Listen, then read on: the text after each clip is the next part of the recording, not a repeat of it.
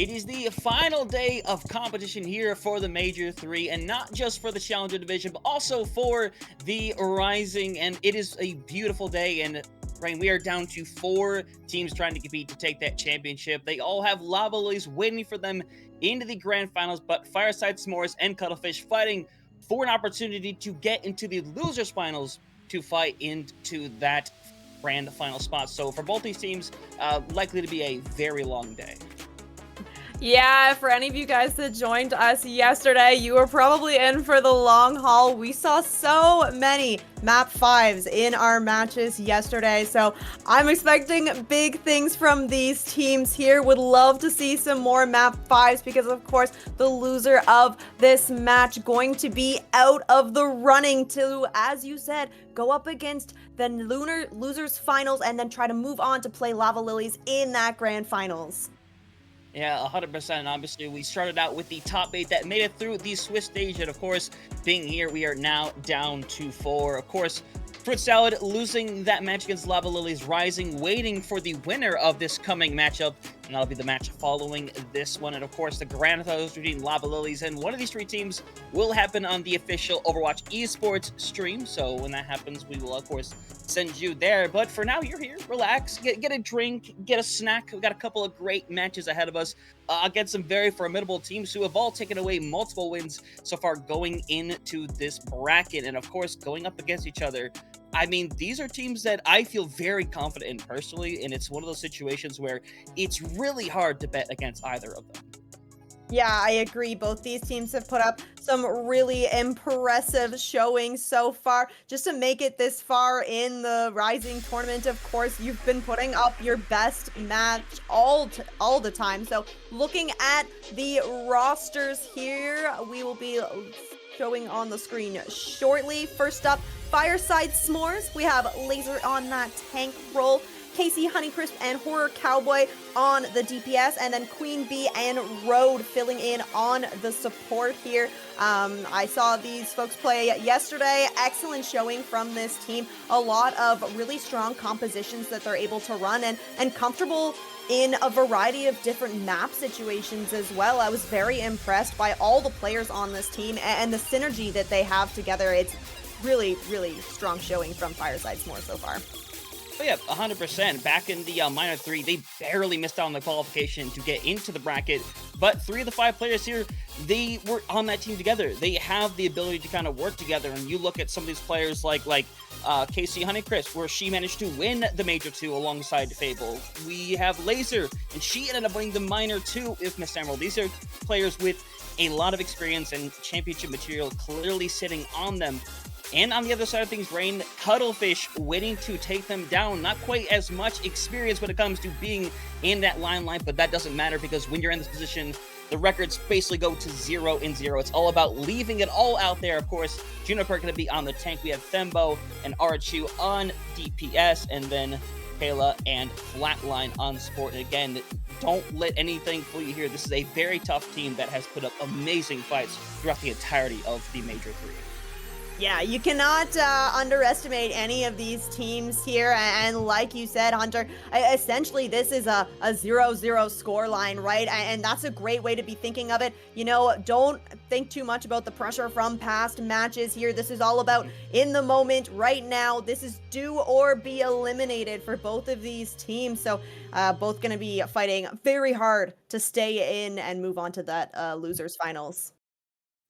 100%. So obviously something we're going to have to wait and see if that's going to be the case because it's bound to be a longer match, of course. But right, we do understand what our first map is going to be to get these things started, and it's going to be heading over to the lovely control map of Oasis, which is one of those maps where I think this is where we can see a variety of options from both of these teams, because you get something like University where Brawl is kind of very centered, but you go over to something like City Center where it kind of goes over to more of the dive. So I think we should be able to see a lot of flexibility and the comfortability of both of these squads right out the gate.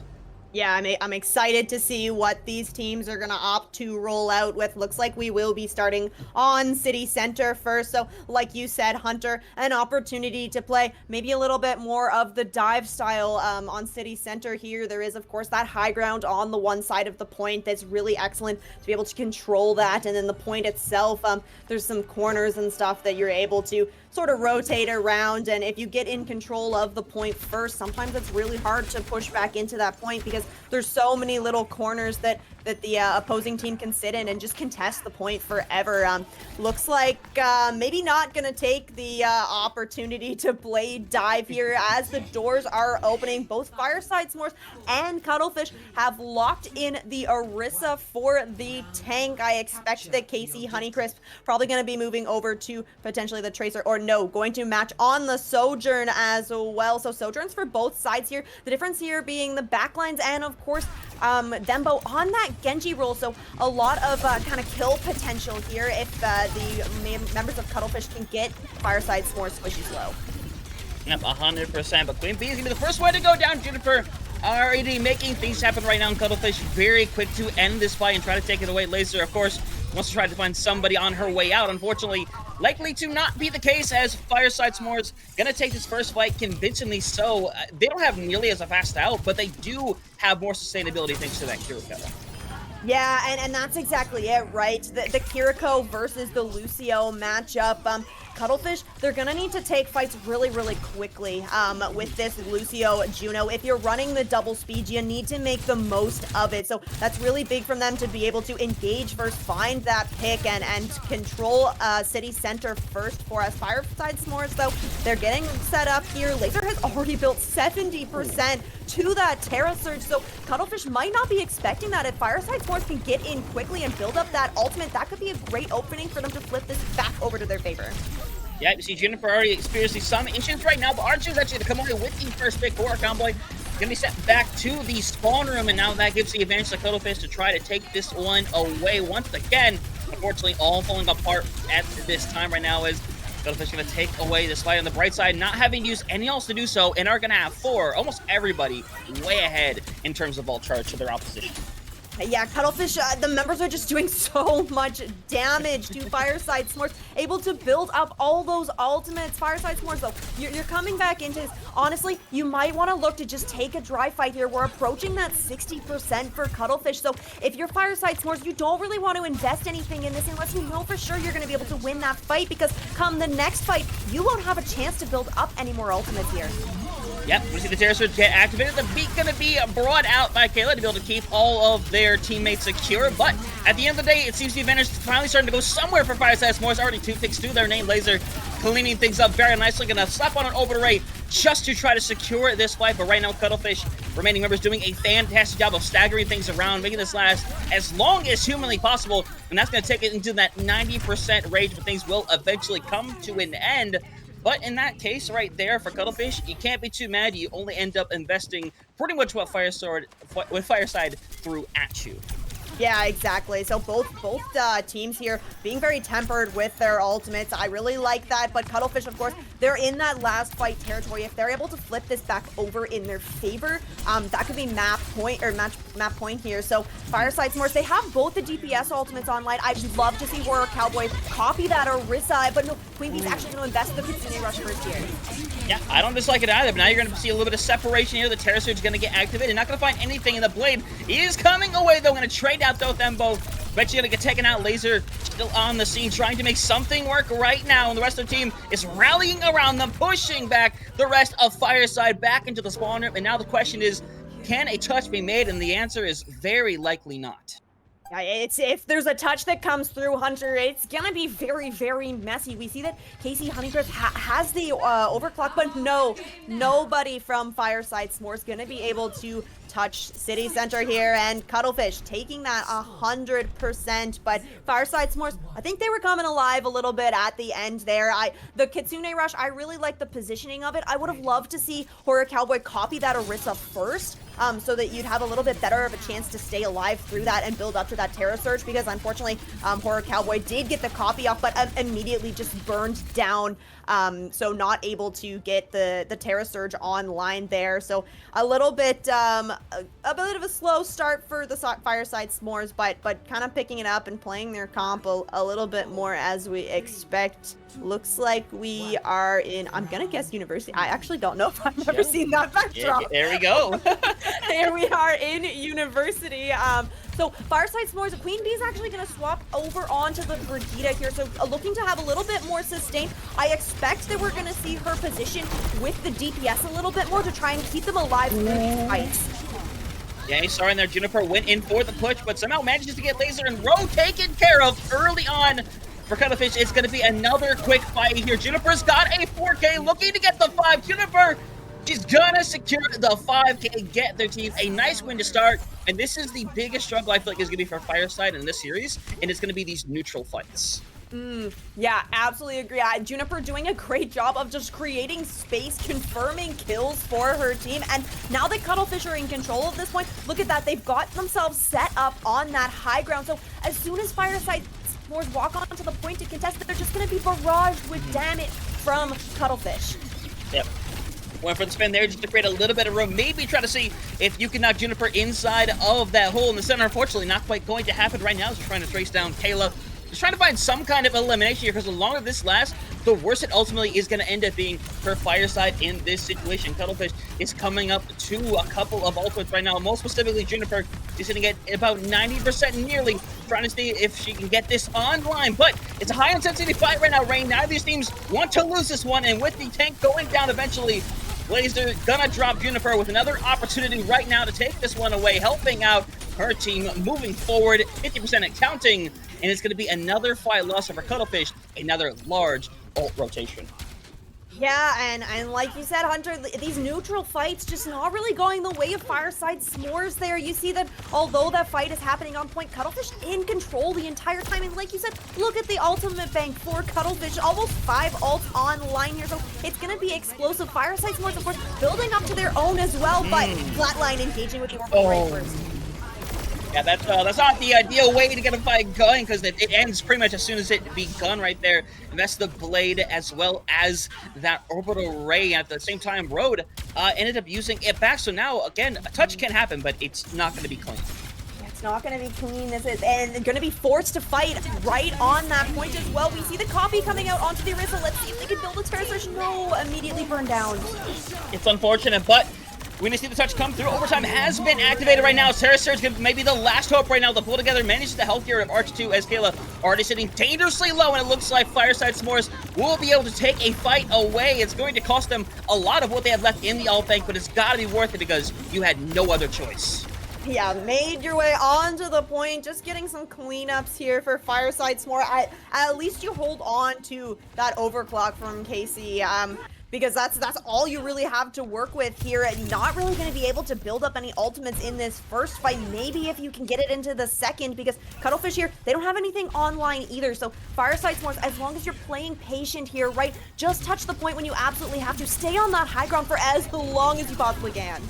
Yep, and you see the force of the point right now. It's going to eventually cause Juniper to drop down here, or more so for Laser to drop down there right now. Now here comes the overclock to see if you can find anything if you are KC. Honey Crisp in this situation, they're doing a fine job. Aren't you ready for that secondary peak right now? Doing a great job in the Sojourn 1v1 right now, and here comes the struggle. Archer 2 has 2, has 3. Is how cleaning things around. And things are falling apart once again for Fireside S'more, just trying to stand as long as Laser possibly can. Eventually, KC going to be the only person relatively close for a touch, but at this point, Rain, it's just desperation forcing these touches. I don't think a second one will come through, so Cuttlefish with an amazing start to the series and gonna take Oasis. Yeah, taking Oasis there pretty clean. There was maybe a little bit back and forth, but it really did seem like Cuttlefish were in control of pretty much every fight that happens there. Really impressed with Ari2. I think that she did a great job on that Sojourn, building up her rails on Laser on the Orisa, and then just immediately clocking the squishies from the team of Fireside S'more with that rifle. So really well played. I think the Sojourn, really nice pick here, and showing that Ari2 really understands kind of the cycle of things that you need to be able to do with the Sojourn to get maximum value. Yeah, 100%. And obviously, it should be noted at this point, these teams have had the opportunity to face each other. So they are familiar with one another. And before, it was Fireside S'mores that ended up winning that series 3-1 fashion. Now, it's one of those situations where you've gotten all this information. Now the question is, are they able to make use of it? And so far, the answer does seem to be yes. Again, Juniper with an amazing 5K to get that round started. Just a great performance from this team right now. And again, I said at the beginning, don't underestimate this team. And they've been given a very clear reason as to why to take them as a threat very seriously. Yeah, you mentioned Juniper there on that Orisa. Really excellent job she's been doing of cycling her cooldowns and just living through these fights, right? Shout out to the backline from Cuttlefish too, of course. But with Orisa, you really need to do a great job of having at least one of your cooldowns kind of available at every time, because otherwise you're a very large target. So you need to be able to cycle those, and Juniper doing a really great job with that, timing everything really well. Yeah, of course, but obviously an opportunity to go to another map, try to change things around a little bit. But, right, it's going to be one of those situations where we're going to be heading over to push. Not usually the map type we will go to in a second map situation, but it's got to be a level of confidence going to a map like this. And speaking of that map, I will no longer dance around it. It's going to be Runasapi for our second map, and this is very interesting because it feels like the Orisa style is more than likely to just come back out again, right? Yeah, that's exactly what I'm thinking, Hunter. I'm a little surprised Fireside S'mores taking us back over to the Orisa map. Of course, Laser, excellent Orisa, and we saw them play Orisa in their match yesterday and did a really strong showing. So must have a bit of confidence coming into this Runasapi map because, of course, really long sight lines. Expecting we're probably going to see the Sojourn as well. Lots of flank angles for them to set up on. So yeah, gonna look to probably just keep playing this same composition. Maybe Fireside S'mores is kind of just getting warmed up here, and they're expecting bigger things to happen on Runasapi. Yeah, exactly. Is that a llama or an alpaca? Ooh, I think it's an alpaca. But I definitely don't know for sure. You know what, chat? Tell us what it is. Tell us if that was a llama or an alpaca. I need to know. I'll check it in a couple of minutes. But either way, going into this one, obviously push no attack or defender's advantage going into this one. And in terms of what we see coming out the gate here, Cuttlefish showing a lot of the same, but Fireside S'mores, I am pleasantly surprised to see that Queen. I'm kind of hoping it sticks. Yeah, I do think that we saw Fireside S'mores run this Queen composition yesterday with Horror Cowboy on that Reaper, and it did work out quite well in their favor. I think they did end up swapping off of it, but let's see if this is what they're planning to run out on. Of course, Cuttlefish, no surprises from them there. It looks like they're going to be running the same Orisa composition that we had on Oasis there. And yeah, Fireside S'mores are sticking with this Queen Reaper composition, so gonna really need to see fast things from them, right? We need to see them get in, get out. You don't really have the sustain with these this Reaper and Queen comp. You really want to find your targets early on in the fight and clean things up pretty quickly. Yeah, very important in this sense right now, of course, but you need to try to find an effective knife as well in this situation if you're Laser. But Shout is already used right now, getting forced into a corner, getting super low, and eventually Laser, she's going to be taken out first and foremost here. As Thembo going to just hide around a little bit, get some health back, but eventually fight's clearly going to go the way of Cuttlefish. And you kind of said it yourself in this situation. The Queen can work, but you have to find these targets, and unfortunately, you have to try to play quickly together. Yeah, and it's hard to play quickly against Cuttlefish because, I mean, they have the Lucio Juno backline, so they're going to be able to, like, rotate out of your fights pretty much every time. And, of course, this Orisa plus Sojourn plus Echo kind of combo, they're happy to take the fights from a distance, right? Of course, the Reaper and the Queen, they want to get up close and personal, but Cuttlefish just has all the resources available to just deny that. Oh, or not. That looked like an internet moment right there, but either way, the fight is continuing regardless right now. You see the Carnage over on there too, eventually going to take care of business, as it's going to be Juniper just trying to kind of stall for as long as she can, but eventually fight's going to come to end. 46 meters right now, and Fireside S'mores with an opportunity to pull this back. Yeah, gonna look to get a regroup going. Fireside Smort's finally in control of this bot, slowly kind of building up to some ultimates there. On the side of Cuttlefish, though, Juniper's coming back into this. They do have that Terra Surge almost ready to go here. I think that you're going to be able to get a pretty good value Terra Surge against the composition. Oh, the spear comes out, and Terra Surge is ready here, and the cleanse has already come through. Yeah, you might see the aggressive Terra Surge right now with multiple bodies around. We're seeing the double Queen. Also, the Queen going to come out from the side of Cuttlefish. And that is a massive investment right there. Juniper is pulling people in, and that's going to be a quick clear away for the Cuttlefish squad. Once again, a complete wipe. They trade out, but at the end of the day, the one silver lining is Cuttlefish did use more than Fireside Smorts did. Yeah, that's right. Fireside Smort's still holding on to that Orbital Ray from Road. I really like Orbital Ray on Runasapi kind of specifically. These push maps, they have lots of long sight lines, and it's going to be easy for Fireside Smorts to just kind of roll along with that Orbital Ray and collect all the value from it. Looks like Cuttlefish here, they are picking up the checkpoint. This means that they're going to get that forward spawn. Yeah, and now you see the investment of the Orbital Ray here by Cuttlefish. Flatline, gonna throw that out there. Perhaps not the most necessary thing in the world, but either way, it's gonna clean things down. Flatline's got a 2K to their name, and now we're sitting at 60 meters and counting. Fireside S'mores need a fight win here desperately. Yeah, Cuttlefish, Flatline using that Orbital Ray, maybe not the most value, like you said, but it keeps the tempo kind of going, right? You're making Fireside S'mores panic a little bit, but Fireside S'mores, they're coming back into this. They have all the tools they need here. Laser does have that Rampage available. No cleanse on the side of Cuttlefish, but Kayla does have that beat online. Yeah, I'm gonna try to find something right now if you are KC in this situation right now, but unfortunately, Cuttlefish gonna try to do something, but her combo, it comes away against a 2K. Fireside S'mores gonna take away this fight, gonna get a couple of late picks, but regardless of this rain, everybody from Cuttlefish is getting that good spawn. Yeah, they're getting that good spawn, and Fireside S'mores did commit 3 ultimates to win that fight. You did get the beat out from Kayla at least, so now Laser gonna have a little bit easier of a time with this Rampage potentially, but yeah, look at this, Horror Cowboy falling early. You don't have that Reaper with you. No, and they lose out in this situation. That's the most unfortunate thing that could have happened to, oh my goodness, the Laser. Unfortunately, she's gonna lose out on the ultimate, and now things fall apart. Casey gonna get one on the way out, but unfortunately, it's gonna result in a devastating turn of events for Fireside. Oh, the value from Juniper's cooldowns. What a massive play. Cuttlefish able to cancel the only ultimate that Fireside S'mores had in their bank here. And look at this.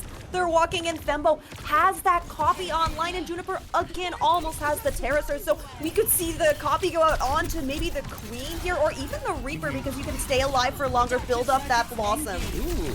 Well, got one right. It's going to be the Reaper, and the Reaper is gone. Yeko, not going to be too far behind, but a Terra Surge has been activated. It's going to do enough damage to help eventually take care of Road. But in this situation right now, it's a big back and forth. This back and forth eventually going to benefit Fireside S'mores, taking another fight. And Rain, normally in a situation, if you're going 50-50 on push, it's not a problem, but it is a problem when you're this far behind. Yeah, it definitely is, and all this time, like, Cuttlefish still have these forward spawns. We'll see Thembo swap over onto the Reaper, so not gonna look to have a little bit more pressure in the front line, play a little bit more with Juniper here, try to deny some of this value from Laser. Honeycrisp and Queen Bee with these ultimates online for Fireside S'mores. Looks like, yeah, Queen Bee gonna commit their Kitsune Rush here first. Yeah, but Kitsune Rush not going to look too beautiful into an Orbital Ray right now. And now KC in the back line trying to get away with something. Unfortunately, Thembo there to take care of business. Unfortunately, while the trades are coming a little bit back and forth, it is going the way once more of Cuttlefish right now, who at this point, as Laser's trying her best to kind of clear things around, all it's really doing is just kind of taking more and more time away, as Cuttlefish going to get the good spawns once again. And honestly, they're probably not too concerned with pushing this thing too aggressively.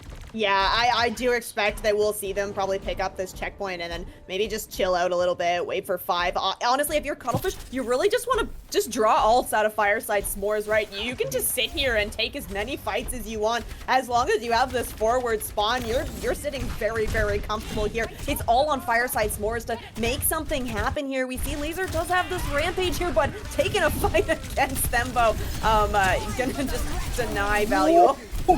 That was a play and a half. It's gonna cause the beat to come out here right now, but Laser, she still needs to find the value of the fact that she forced around so many different things right there from the Cuttlefish squad, and so far it seems to be doing its case. But once again, you have the multi-investment of ultimates to come away with the fight win, and Cuttlefish, knowing better, only holds it to the 1, and now gonna have double DPS ultimates for the next bouts.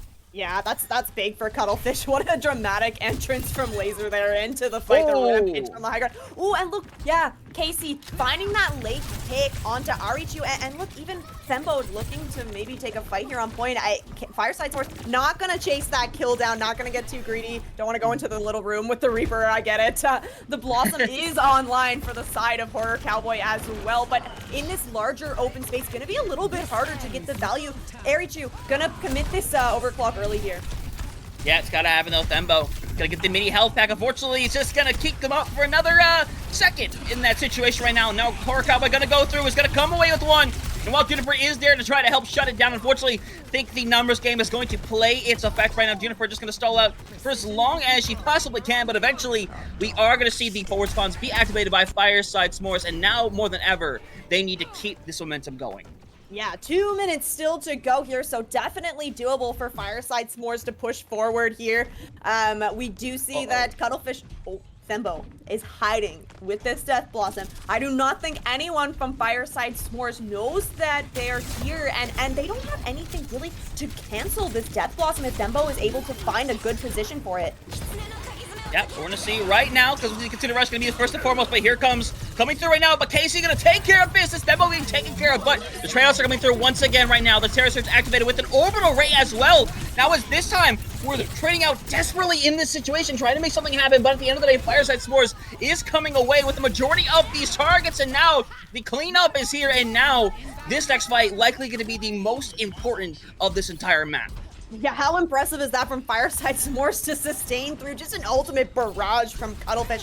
Thembo's gonna swap off of that Reaper, gonna move over onto the Genji, so it's all about finding those dash resets here, right? You really gotta work well with your Sojourn to confirm these kills. And it's so unfortunate you lose Horror Cowboy so early on. They could have been a big contribution, but now you're fighting in the 3v3 right now. Juniper doing a really good job of holding down the point. Need to try to find one pick here. Eventually it's going to come through, but right now the bot stolen away for only a moment right now. Juniper is going to get the cavalry back onto her side very shortly. Going to result in these coming to an end, but for Fireside S'mores, everyone's going to get a good spawn, but now you're looking at back-to-back fights needed to try to tie up the series.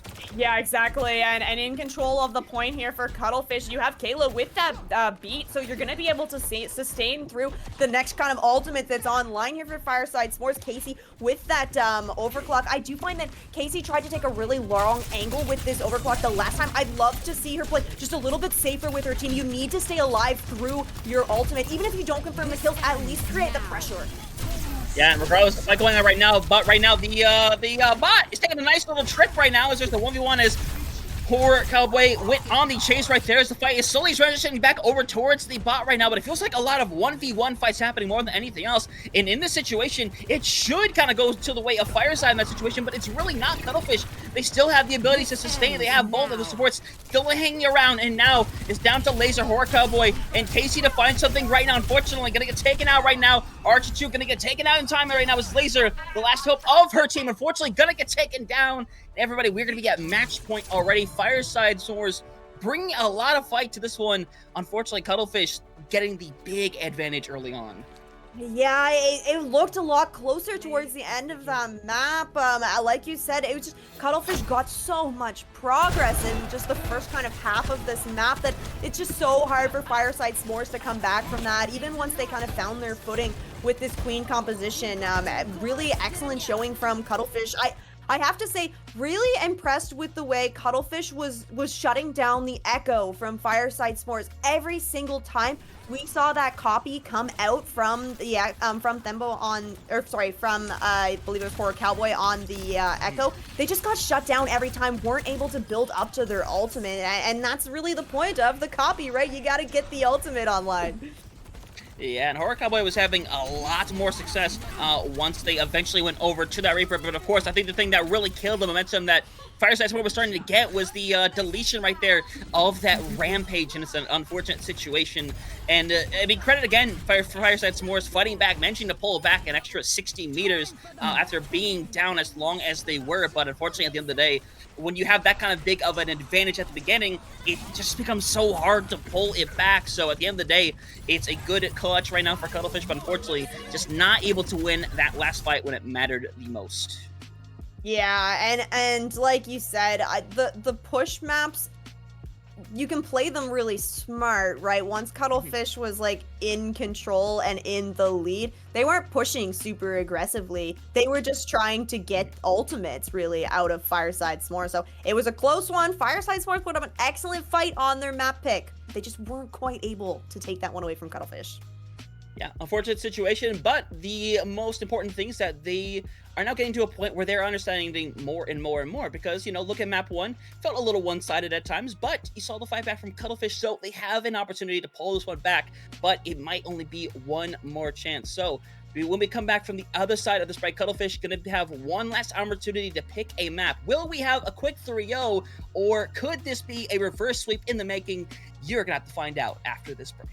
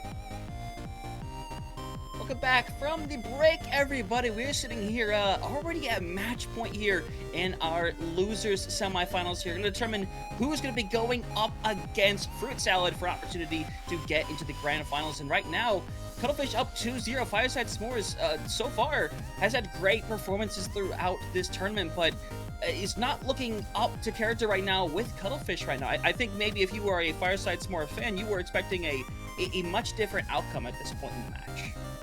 Yeah, you've had such a strong showing in your last matches, but not out of the fight just yet. Of course, there is that opportunity to perhaps pull out a reverse sweep, bring us to a map 5. Fireside S'mores, they're not unfamiliar with playing in those map 5, so there's a chance for them to come back from it. I think that right now, we've seen a little bit of variation from Fireside S'mores, right? We saw them on that Orisa first on Oasis, and then they kind of like switch it around a little bit. You move to Runasapi, you play that Junker Queen composition. So maybe for your third map, switch it up again. Try something else.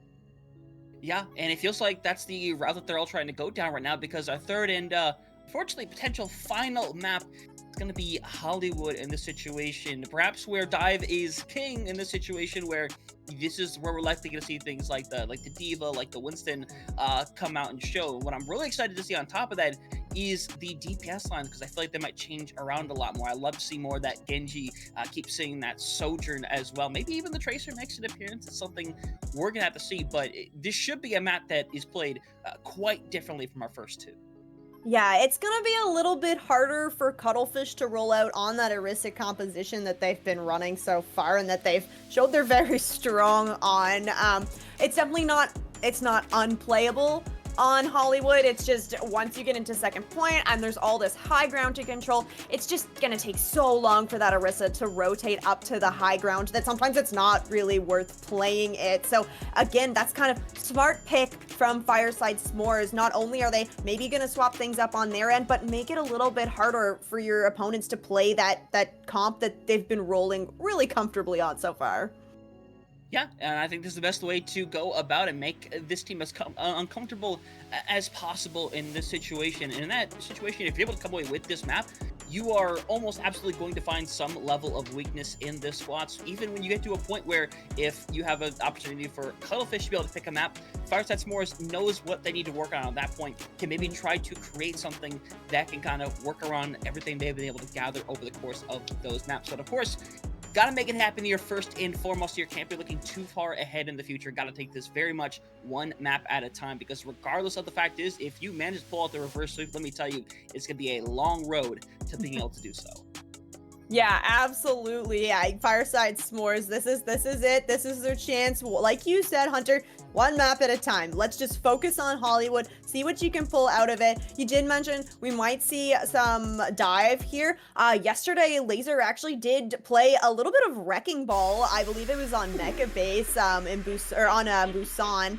So it definitely could be an option here. They definitely can play the Dive. I believe they were playing with the Tracer Genji variation of Dive, which of course definitely viable on Hollywood here. So I wouldn't be surprised if we see maybe a Wrecking Ball on the attack, maybe a little bit harder on that defense, which is where Fireside S'mores have opted to start. But they've definitely shown us that they are capable of running this Dive. So we'll see as hero picks are kind of locking in here. We'll see if Fireside S'mores are doing what we expect them to do.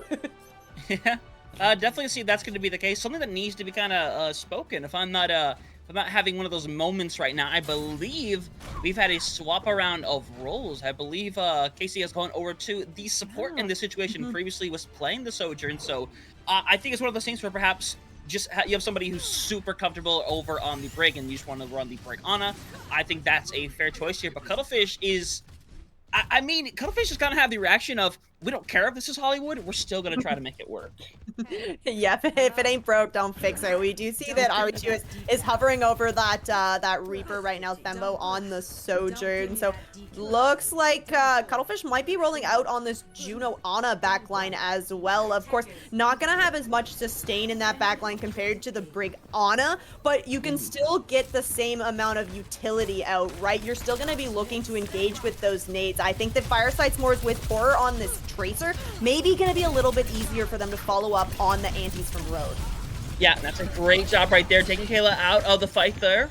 Gonna make it a lot easier for Fireside in this situation because Cuttlefish is gonna have a really hard time committing because, I mean, Diana is essentially the lifeblood of that to kind of get the antis in there. It can be very difficult to deal with as Arch2 being taken out means Fireside S'mores are going to help the reset, and eventually everybody from Cuttlefish will be sent back to that spawn room. Yeah, we do see that Kayla has immediately swapped off of that Ana. Gonna opt to go on the Lucio and sent back to the spawn by Laser on that pilot. Eva, is Laser gonna be? No. Actually, that could be a pretty big opening here for Cuttlefish to walk in. Yeah, and they essentially have to back out now because that Brig is going to get cut off. But unfortunately for Cuttlefish, not going to be able to fully find the pick. So they're going to get 2 ticks on the board here. Now it's all about setting up a touch. And the touch has to be Horror Cowboy. There's literally no choice. Yeah, there's no choice. You are not sending Road in there on the Ana. We do see that Laser is back in the fight now. So the touch going to be coming in for them.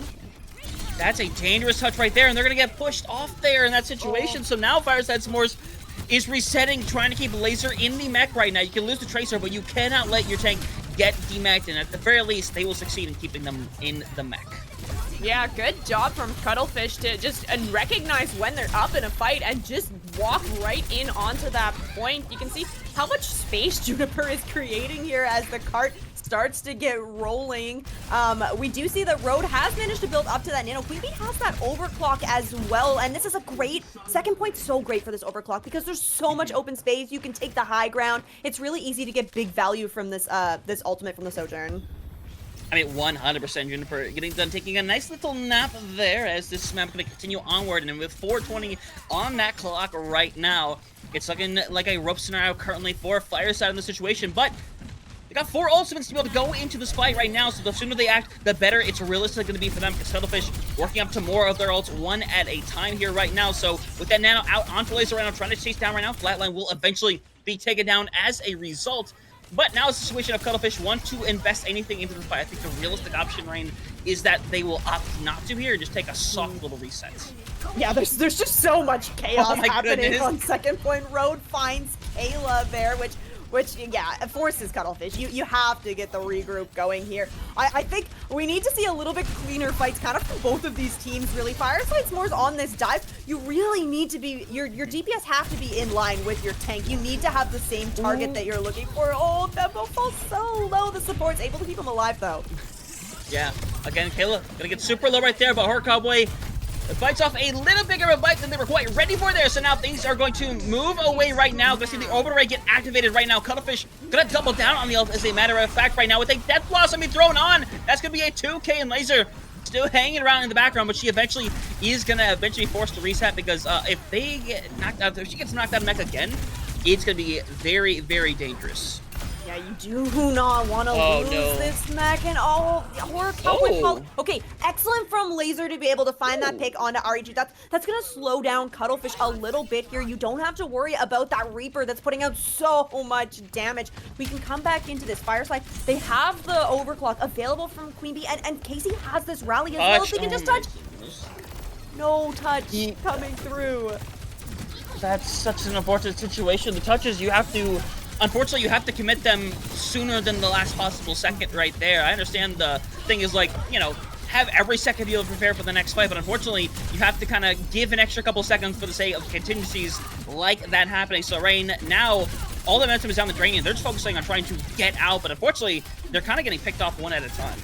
Yeah, Cuttlefish is just finding these picks as Fireside S'mores is trying to rotate out of these fights. Just, they're being so proactive about this. And look at the ult cycles from Cuttlefish too. Like, you still have the Terra Surge from Juniper. Kayla is holding on to the beat as well. I think Queen Bee has had this overclock for maybe 3 fights now. Yeah, Terra Surge is going to get activated. Let's see what's going to find any bodies right now. Juniper does plenty of damage, but Laser are going to get eventually knocked out of the mech in this situation. Realistically should be able to work out towards most of it, so shouldn't be an issue, especially if they just take the reset. Thembo is going to go down anyway. Honestly, that's kind of the better case scenario. Laser can just take a direct reset instead. Yeah, that's true, and Laser does have that bomb available, so you don't want to have to use that for a remake at the end of a fight. So Fireside S'mores, they're holding strong here, but they're gonna have to hold for another 3 minutes, and Cuttlefish is coming into this. Arju has that Blossom available, but Casey Honeycrisp does have that rally, so you could potentially look for the stun onto that Blossom. Yeah, it's gonna get rough right now, but Copy gonna be online for Horror Cowboy right now. They need to be able to make this happen right now as the big engine came through right there, but the beat's gonna be used to kind of negate it in that sense right there, as Queen Bee gonna be the first one to go down. And Thembo gonna do everything they can as the bomb's gonna be thrown up in the air, hoping for something, and somehow Archu gets taken out during it. Perhaps just slightly too far out, and now the 4v4 gonna come to their advantage right now because the spawns are gonna be way closer as that point is within 3 meters. We're going for the cap right now, so Override gonna get activated right now. Rain, neither of these teams want to lose this fight right now as Road taking care of business, but Laser is still there hanging around the car right now. Queen Bee trying to do the best they can, but Thembo has managed to find a 2K, getting shut down eventually, but now the 2v1 on the point. Laser needs some help, but unfortunately, they're gonna get knocked around. That team is not gonna be coming back in time to help us. That's gonna be a cleanup in a minute 56. Gonna be the finish time here for Cuttlefish, hoping to secure their semi-final, or more so, their final spot here on this map. That's a very, very good push from Cuttlefish. We saw Fireside S'mores slow them down a little bit, kind of on the second point there, but honestly, first point and third point, Cuttlefish pretty much just walked through any defense that Fireside S'mores had.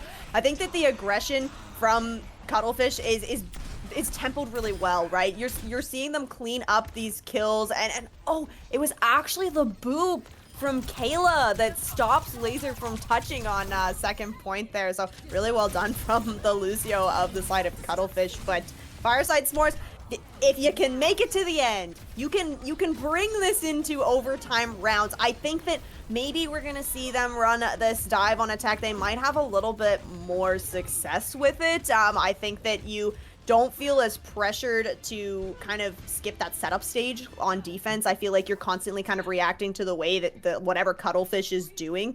But on the attack here, you can take a little bit more time, right? If we see Queen Bee roll it on this Genji, you can get her set up on a flank angle so that when you dive, you're diving together, because I think that's really a piece that's kind of missing from Fireside S'mores right now. I'm just seeing a lot of fights kind of happen everywhere. Exactly, but gonna see if Fireside S'mores can somehow make this map their own. Now, keep in consideration, if they want to be able to win this map, they not only need to finish the map, they need to do it with some amount of time on the clock if they want a chance at a secondary attack, which is not easy. Hollywood is not one of those maps that is very easy to kind of take over and make their own, but if it's gonna happen, it has to happen here. Yeah, we see sticking on that Laser. We do have Queen Bee on the Genji, so a little bit more burst potential, but Cowboy gonna fall early from Fireside S'mores. Yeah, and Laser gets knocked out of the mech as well. And unfortunately, Thembo's going to clean things around. Thembo does get taken out right there, so if Queen Bee takes a reset, things should be fine, but it looks like they might just end up getting hunted down instead. Yeah, Cuttlefish has Queen Bee's number. The deflect forced out. If Queen Bee can get out alive here, that's going to be huge for her, and she does. That's really great, because you do not want any more time burned off the clock if you're Fireside S'mores. You got to look to get set up on this high ground. You know where the back line of Cuttlefish is positioned, and they don't have that Brigitte, so if you can manage to get in onto them, it's going to be a little bit easier to take them out. Yeah, it should be right now, and already a minute off this clock right now. Fireside gotta try to make something happen right now. See the loop around there from Thembo, try to make something happen, but Archu is already suffering a little bit right now. The chase goes down by Laser. Laser is doing a fantastic job of creating pressure. Unfortunately, Thembo and Juniper now wants the back off of this situation. Thembo does get taken out, but it looks like the toll has already been paid in this situation right here. Casey gonna get caught off from Road, and Juniper barely gonna be able to survive, it looks like, but is gonna get taken out. So if Laser can reset, I mean, she'd be able to do something massive for her team and keep them in the running of this fight. Yeah, the big thing there is Laser, she's able to stay in her mech for that entire fight, just putting so much pressure out. We saw that Laser, at the beginning of that fight, actually dove into Cafe, kind of left her team behind to deal with Juniper on that Orisa, but it worked out, and look, Thembo forced to use the copy here just to stay alive. Yeah, be a rough situation right now, but the tick is going to come through, so while Laser is going to lose out on the mech, and she's actually going to use the self-destruction just to make sure at the end of the day, it is what it is. They get that first point right there, so create a lot more time for them to work around this. Yeah, cart is rolling. That's the first step that you really need to do if you're Fireside S'mores here. And look, you're gonna have both support ultimates online for this fight, and Horror Cowboy gonna be building up to the overclock as well. The Orbital Ray plus Rally, excellent combo, but it's gonna be a little hard to execute on this second point where there's so much high ground for Cuttlefish to get set up around. Yeah, Cuttlefish struggling a little bit now. Eventually going to be forced off of this high ground entirely right now. And we see online right now, Horror Cowboy going in on the Soldier. Going to see if they can find anything with the overclock. But the Terror Surge is there to match right now. Rough scenarios. The trade-off's going to come through. Kayla, unfortunately, going to meet her end in this situation. But Laser with a 2K, with a 3K, cleaning things up. Laser coming alive so far on this attack. I love to see the elimination plus 4 assists. That's exactly what I love to see in team-based play. Queen Bee getting that final elim, but followed up with all the help from Fireside S'mores. And you did commit the Orbital Ray here, but we still have that rally online from Casey Honeycrisp. And when you're forcing a fight on the point, you don't want to be against a rally Brigitte. You don't really want to be up against a Dragon Blade either right now, and things are clearing away. Laser has one of her own already as things are going back to the way of Fireside S'mores once again. The Orbital Ray, yes, it is creating a lot of space, but also causing a separation. Now there's a Ray getting back to the point, and unfortunately, they only get there with half a meter on the clock, and the rest of the team is going to eventually fall flat on their face here as Fireside S'mores putting on an excellent attack right now. One more touch coming through from Kayla here in the situation, but unfortunately, it's going to be a big time bank for Fireside S'mores. This is the team we were hoping to see today. This is it. What an excellent play from Fireside S'mores there. You keep your DPS on the point, keep pushing it but Cuttlefish, they're pushing into your backline, but Casey has that rally available, so the Juno and the Brigitte able to just stay alive as the point pretty much gets pushed all the way to that second checkpoint here. So massive time bank for Fireside S'mores coming into this fight, and Laser still holding on to that bomb. Gonna be a lot easier to find value on this third point with this bomb compared to second, because everybody's positioned in a spot where you expect them to be.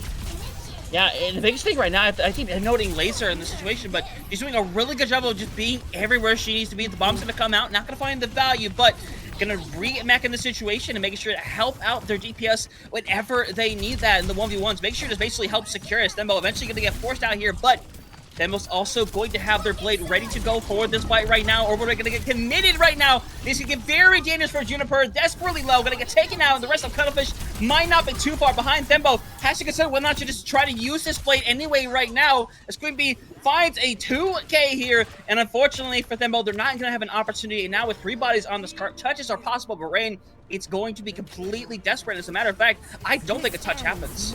Yeah, the OC comes out, but no, the boop from Laser knocking Arichu away from the cart, and this is exactly what we said we needed to see, right, Hunter? They finished with time in the bank. In fact, more time than Cuttlefish had in the bank. So we're going to be heading over to the extra rounds in Hollywood here. And I think just an excellent push from Fireside S'mores. I love that they just kept taking space, right? Leave somebody on the cart. Just keep maintaining that space, right? You need to be like denying any value from Arichu on this Sojourn. And if they get set up on a flank somewhere, they're hitting their shots. So excellent job. Like you mentioned, Laser, she's everywhere. The DPS lineup from Cuttlefish are like constantly under pressure from this diva. I mean, yeah, 100%. I keep saying it. Laser, she is literally everywhere. It feels like if you're in a situation where Road is kind of experiencing a lot of trouble, or, you know, Horror Cowboy is kind of getting cut off, Laser has been there every single time to kind of aid as much as she possibly can. So now it's down to the job of Cuttlefish, I think at this point, to shut down the tank. I think that's what the biggest kind of suffering factor was when you look back at some of those previous maps where Laser wasn't as able to be as big out of a factor in those fights. So right now, Cuttlefish, I imagine going to this hoping to play this fast pace and just not even give her the opportunities to shut them down. Yeah, we see a couple of compositional swaps coming out. We're going to see that Queen Bee is now on that Cassidy, Horror Cowboy on the Sojourn. So the Cass going to be a little bit more defensive here. And I like the consistent damage that the Cassidy offers, right? You can really put a lot of pressure onto Juniper on this Orisa. And look at this Cuttlefish taking an interesting flank here. And when you have the Mei, you'd love to get set up on the point here. Yeah, you saw this rotation happen quite a bit back in the 6v6 days of Overwatch. That being had the double shield set, but it was really easy to get through and kind of force your way onto the high ground and speed on top of it. But in this situation right now, Horror Cowboy, to see what they can do on the Sojourn once again right now. Gonna get a nice healthy shot over on the flat line, but won't take care of them. Unfortunately, for Queen Bee, gonna be taken out early in this situation. R2 coming alive on this main seems to be working into their favor right now, but as things are, Fireside S'more beginning to suffer more and more as things continue right now. Road getting taken out. Laser, only person remaining on the point right now. At this point, Laser, she just has to try to get out or die on the point. And it looks like she's going to be able to get out, but I think... yeah, she makes it through. Yes, so oh no. She fell into the corner. That's so unfortunate. Not able to get out with her life. And that will be Cuttlefish capping the point here. Gonna start this payload rolling. Of course, time is ticking down and no time going to be added here. So it's gonna be on to Cuttlefish to just push this as far as you can. Stay on the cart once overtime happens. We do see that Fireside S'mores have been comfortably set up on the high ground here. Queen Bee did opt to swap over to the Ash instead of the Cast. I love that on second point here. You can control this high ground so well, and if you can build up to that Bob, that would be an excellent ult to use on this point and just force Cuttlefish away. Yeah, of course, we have to see right now. Horror Cowboy might have the opportunity right now. They have Salt ready to go. Need to try to get the max value out of it right now. And here they go, trying to make something happen right now. The wall almost assisting in trying to take care of these right now as they get rid of their combo. Themboy getting taken care of right now as Cuttlefish doing the best to survive with the beat in the situation. Okay, look, saving it for an opportunity like this right here. Now it's all about who gets ultimates online first, and Fireside S'mores getting one of the best ultimates in the game online, but it gets matched by Flatline here. It's a big back and forth right now with the healing, the sustain. It's eventually falling apart for Cuttlefish. The Terror Surge, the last little sign of life right now as Cuttlefish want to win this fight with everything they have, and with this takedown of Laser right now, the bomb needs to try to find somebody right now, and the remake will end up coming through. Rain, it could be anybody's fight right now, but everything's falling apart. Juniper, the last body, and Cuttlefish will get stopped 62 meters into the second push. To be fair, with 2 minutes, still a respectable distance. Yeah, I agree. Even just capturing first is really big from Cuttlefish. Laser able to have that bomb online at the very end, so able to stay alive through it and get the remake, just putting so much pressure onto that point, and the overtime spawns come through, and even though Cuttlefish has the closer spawn at that point, because the members of Fireside S'more are able to just stay alive, you saw that it was really just Laser on the point, and then the supports were pushed way back, that Cuttlefish just had no chance to even really put any pressure onto the supports. Really well played from them. Fireside S'mores, though, they got a hefty time bank here. 2 minutes, 51 seconds to try and capture first and make it to 62.88 meters there. So we'll see what they can do. Looks like Cuttlefish. Maybe we see Kayla on the Mercy. It could happen. It'd be a very interesting call if this would be the case. I imagine you just sit on Thembo at this point. That would kind of have to be the route you would need to go down. But I think the most important thing to kind of recognize is how strong that res is going to be. In general, I don't think res is, the most reliable thing in the world. But if you're in a situation where your goal seems to be, we want to hold on to this first point, a res could be something that just kind of propels them into kind of coming back into a fight. Yeah, that makes a lot of sense, and like you said, probably gonna have that damage boost over on a Thembo. Of course, Sojourn did get a little bit of a buff in that last patch, so she's very strong right now. If you can get that damage boost online, it's gonna be massive, especially if you build up to that rail shot. But with this debuff from Laser, it's gonna be hard to get value. Yeah, you saw eventually as Queen Bee goes down, and Kayla was in a rough situation there for a moment there, but doing a really good job right now was Juniper cutting off a Laser from kind of following up on the nade, and that's what you kind of want to do in this comp is follow up with the nade, but Laser's going to get DMAC'd, and let me tell you, they are not going to bother dealing with her right now. Yeah, right. Leave this pilot diva out of mag for as long as possible. What? But Laser is a force to be reckoned with. We'll see if Kayla's able to get that res off. Yes, does come through. So Thembo back in the fight here, and on the side of Fireside S'more, you've lost Horror Cowboy. So again, it's about getting this regroup. And like you said, Hunter, this is about the nades, right? So we really need to see Road getting a nade in there, and then Laser and Queen Bee being able to follow up on it. The timing, it needs to be just perfect. At least on the side of Cuttlefish, you don't have the diva to eat any of those nades. Yeah, 100% right now. Thembo looking for that shot right now. Going to be a full charge right now. Upside down for Queen Bee once again, though. He's going to have to care of Laser directly in front of her as things going away. Important fight coming up online because half that time bank already has been deleted, and Fireside S'mores need a good fight here if they don't want to be in a win or lose scenario right now. As Horror Cowboy gonna get pressure off the high ground right now to see the Nano gonna get used by Road here as Laser's gonna go, and unfortunately Laser is likely to get DMAX in KC. While they do manage to find Archie in the situation, it might not be enough to pull this one back, especially with the Valkyrie out there, and now getting pushed back. Fireside gonna have to take another reset, and unfortunately their supports are gonna take the slow route to getting sent back to the spawn room. Oh, yeah, that's burning precious time off the clock there. Like you said, Hunter, the Valve came out, but Cuttlefish is holding on to everything else. We'll see that Laser gonna swap off of that Diva, gonna opt to go onto the ball here. You gotta try and put some pressure on this Sojourn Mercy duo because the damage boost is really proving to be very impactful for Cuttlefish, able to find so many picks here. Yep, 100%, and now Funify territory online, and Fireside S'mores way behind the ult economy. Cuttlefish could simply just go in with this Terror Surge and force things out, but it's going to be on Horror Cowboy to make something happen right now. Going to get pulled in right now, and unfortunately for Ro, they're going to go down early, and now it's down to the last couple members. Queen Bee needs to try to get this copy online, is going to have it momentarily, but unfortunately is not even going to get an opportunity to use it. And now it's just down to Laser for her to touch the point. Unfortunately, the touch will come through, but unfortunately, all it's going to do is create the overtime timer. And unfortunately, Rain, I don't think your retouch is going to happen. So unfortunately, Fireside S'mores will be sent home in the 4th place position. Cuttlefish gonna move on to the losers finals to take on Fruit Salad. Yeah, it was a really strong showing from Cuttlefish there. I love the Mercy pick really worked out in their favor. They knew exactly what they were doing. Kayla did an excellent job of staying alive, just never being in a position where Fireside S'mores was really able to put any pressure onto her, so you didn't even have to worry about the Mercy just keeping that damage boost onto Thembo. And I mean, we saw there in the play of the game, Thembo knows exactly what they're doing on this Sojourn, able to get so much damage in, so many picks in. Just really impressed with the overall gameplay from Cuttlefish. I mean, 100%, and we saw the threat that they were very quickly on, not just in this tournament, but just here today as well here. We saw Juniper instantly just getting a lot of value on the Orisa, and found value on it pretty much throughout the entirety of the day here. We saw a lot of adjustments come through from this Fireside S'mores team, and the adjustments, they had some impact, but then you had moments like these right here, the cancel ultimate, that just kind of canceled all momentum away.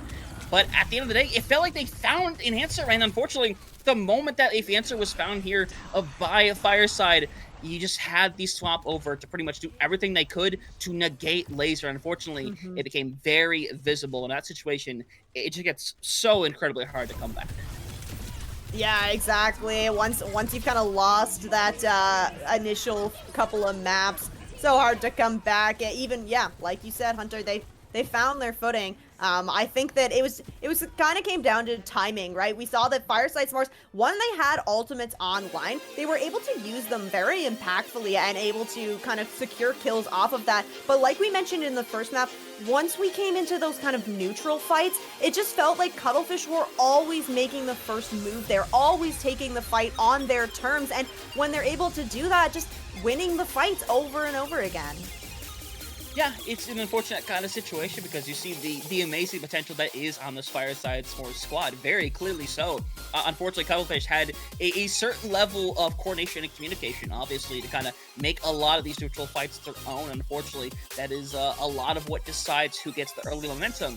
Look back at that push where we saw Fireside kind of bring things back an extra 60 meters to the end there, but maybe it would have been more impactful if, you know, the lead wasn't so substantial at the beginning. But either way, you finished 4th place throughout this tournament. Not a bad spot at all. You put up a big fight going in here today, but in terms of Cuttlefish, they get to move on to those losers finals, and importantly as well, they get their revenge against Fireside. This is the team is the reason why they're in the lower bracket in the first place.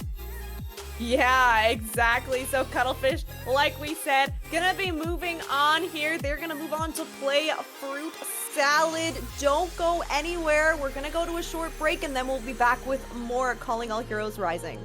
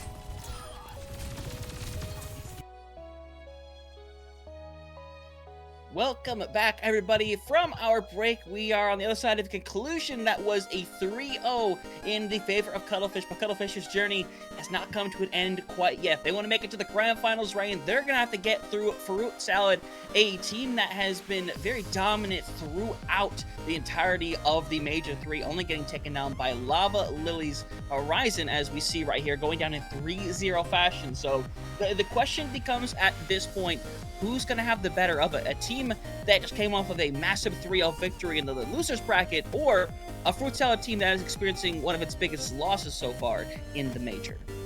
Yeah, you also have to consider that Cuttlefish are coming into this match very warmed up, right? Immediately following their match against Fireside S'mores. But then if you look on the other side, Fruit Salad would have had the opportunity to maybe watch this, right? Get a little bit of info on Cuttlefish. So kind of could go either way with which team is going to have the advantage here.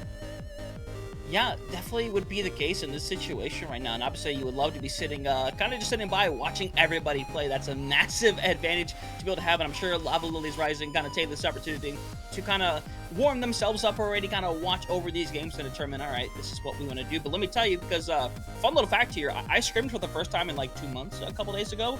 And it just happened to be against Lava Lily's Rising, and let me tell you, that was not the funnest scrim in the world. It's very difficult to deal with their style, but about more on that when we get to them later on. But either way, again, this is one of those matchups I feel like, again, Cuttlefish could come in swinging on this one. Again, that momentum being warmed up, it's really difficult, but you look at this Fruit Salad roster, it is hard to not be impressed by it.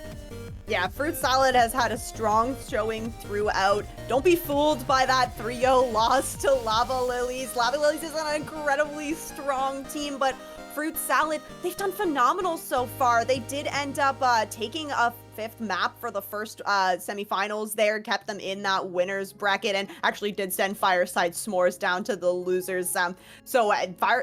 Fruit Salad has just an immense amount of experience so far, and just the number of maps that they've played. We can see the roster for Fruit Salad on the screen now. We have Fuzzy Dough on that tank, Zyther and Hostile on the DPS roles, and then rounding out on the support, we have Mafia and Mataneva.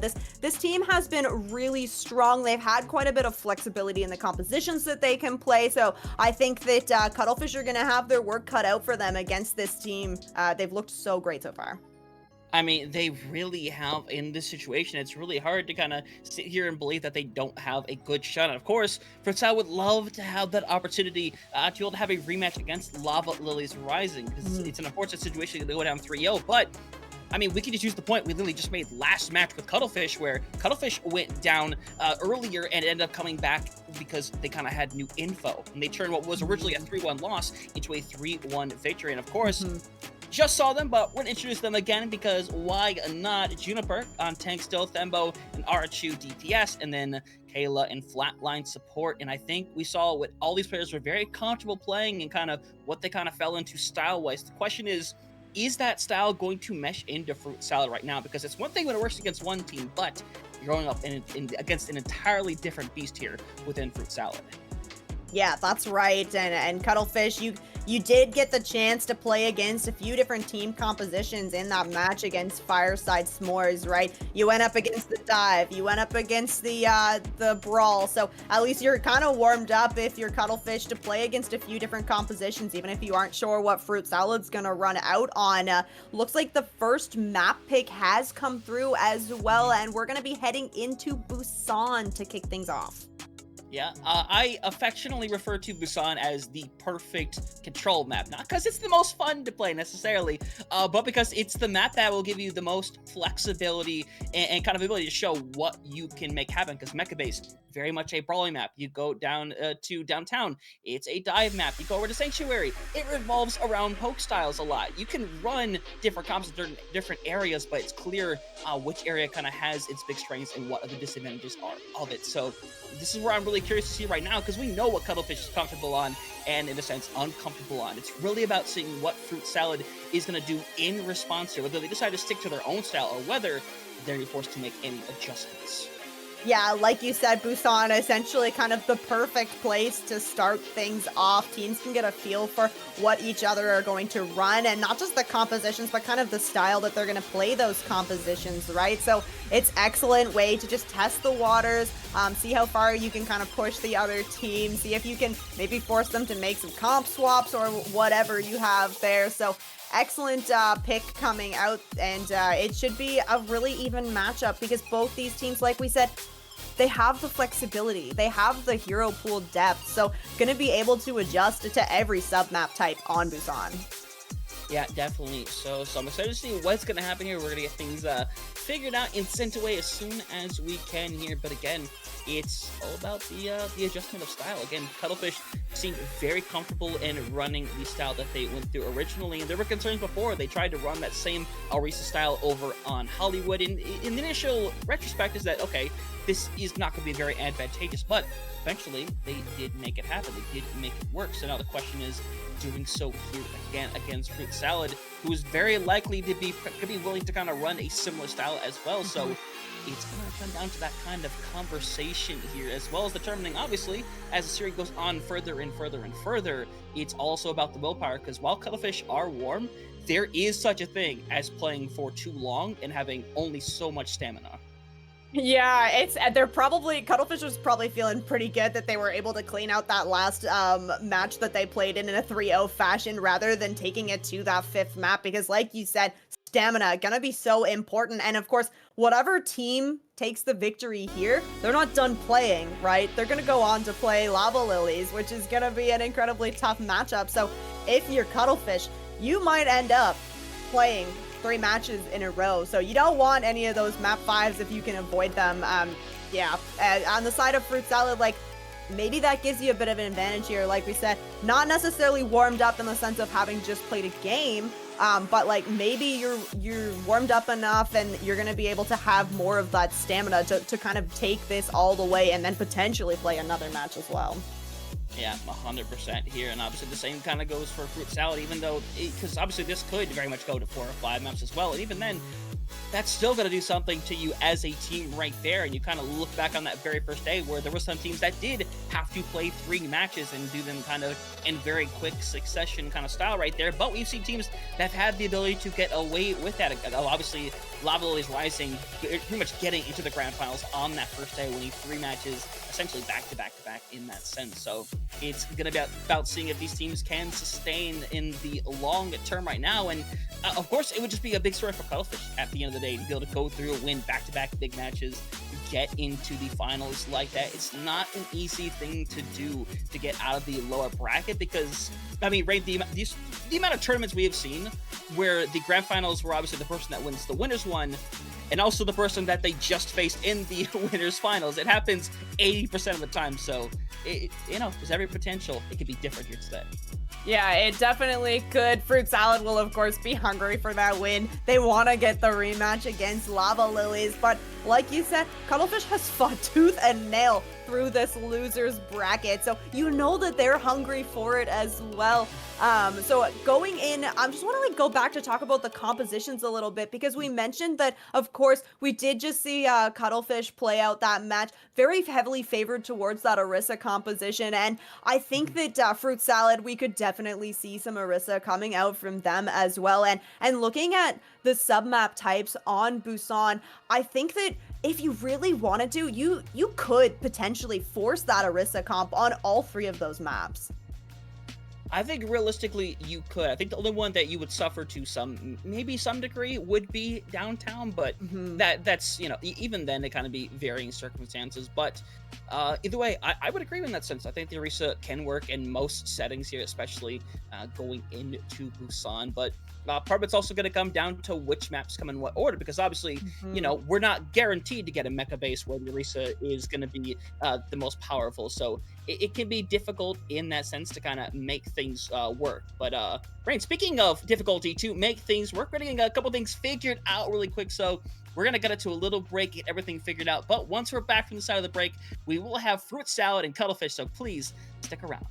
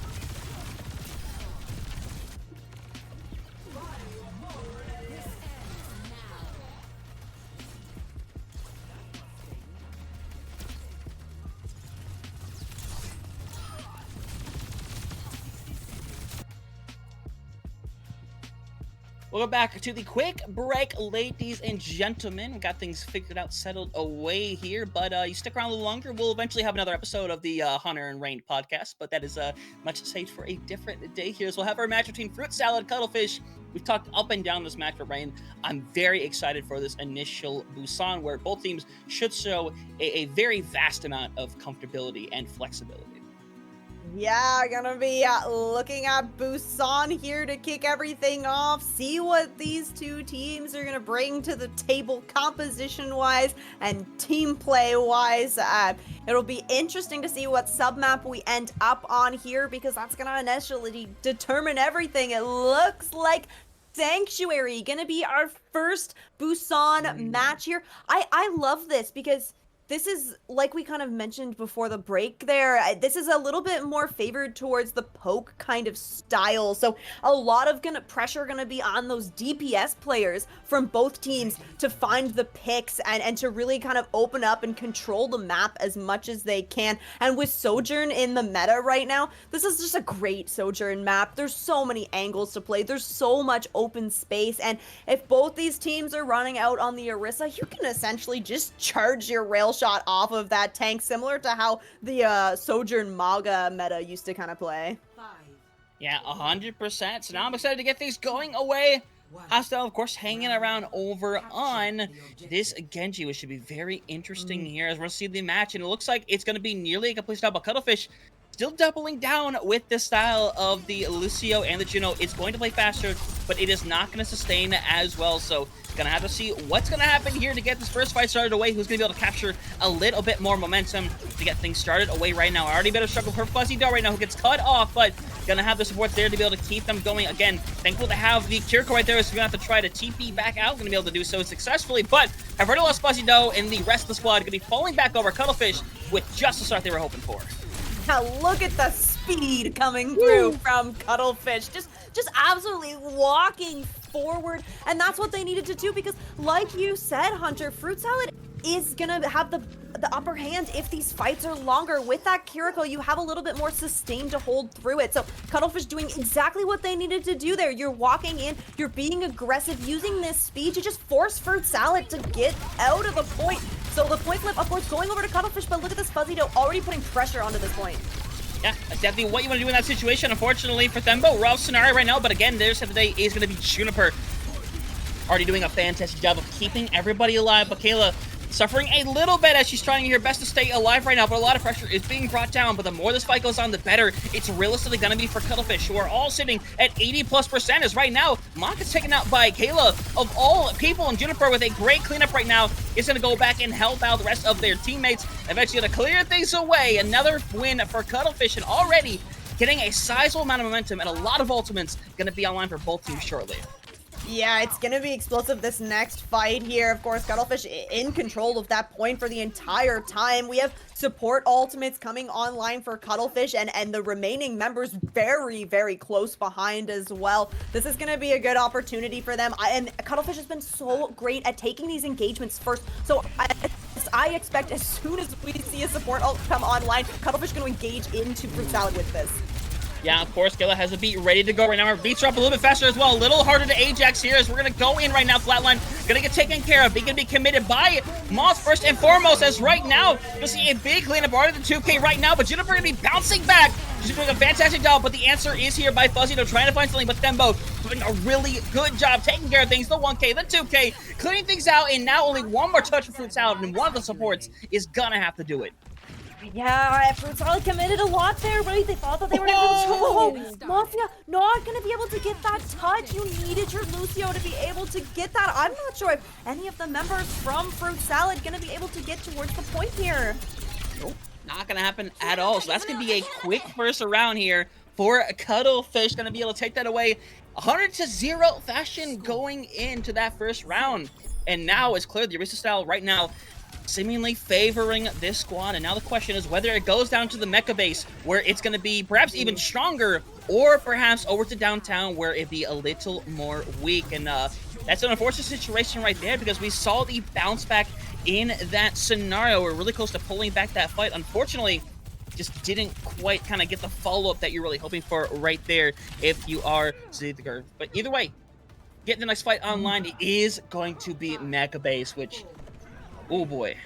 Yeah, RNG not quite in the favor of Fruit Salad. Cuttlefish sticking on this composition. They're fast, they're aggressive. It's working for them. Fruit Salad, they're gonna swap things up a little bit here. Fuzzy Dough's gonna move over onto that Queen hostile on the main. So you're looking to really cut off the supports from the front line of Cuttlefish with this mate. But Mono Devil already so low.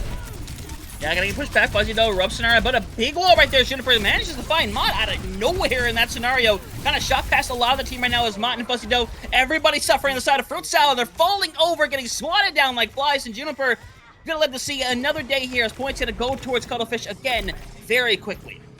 Yeah, it's tough for Fruit Salad here because you're essentially looking to play your composition in the same way that Cuttlefish is, where you need a quick engagement, you need that Maywall to come out, and then you have to immediately confirm a kill onto that target. Where Cuttlefish has this double speed backline, it's really easy for them to just out-tempo Fruit Salad in these fights.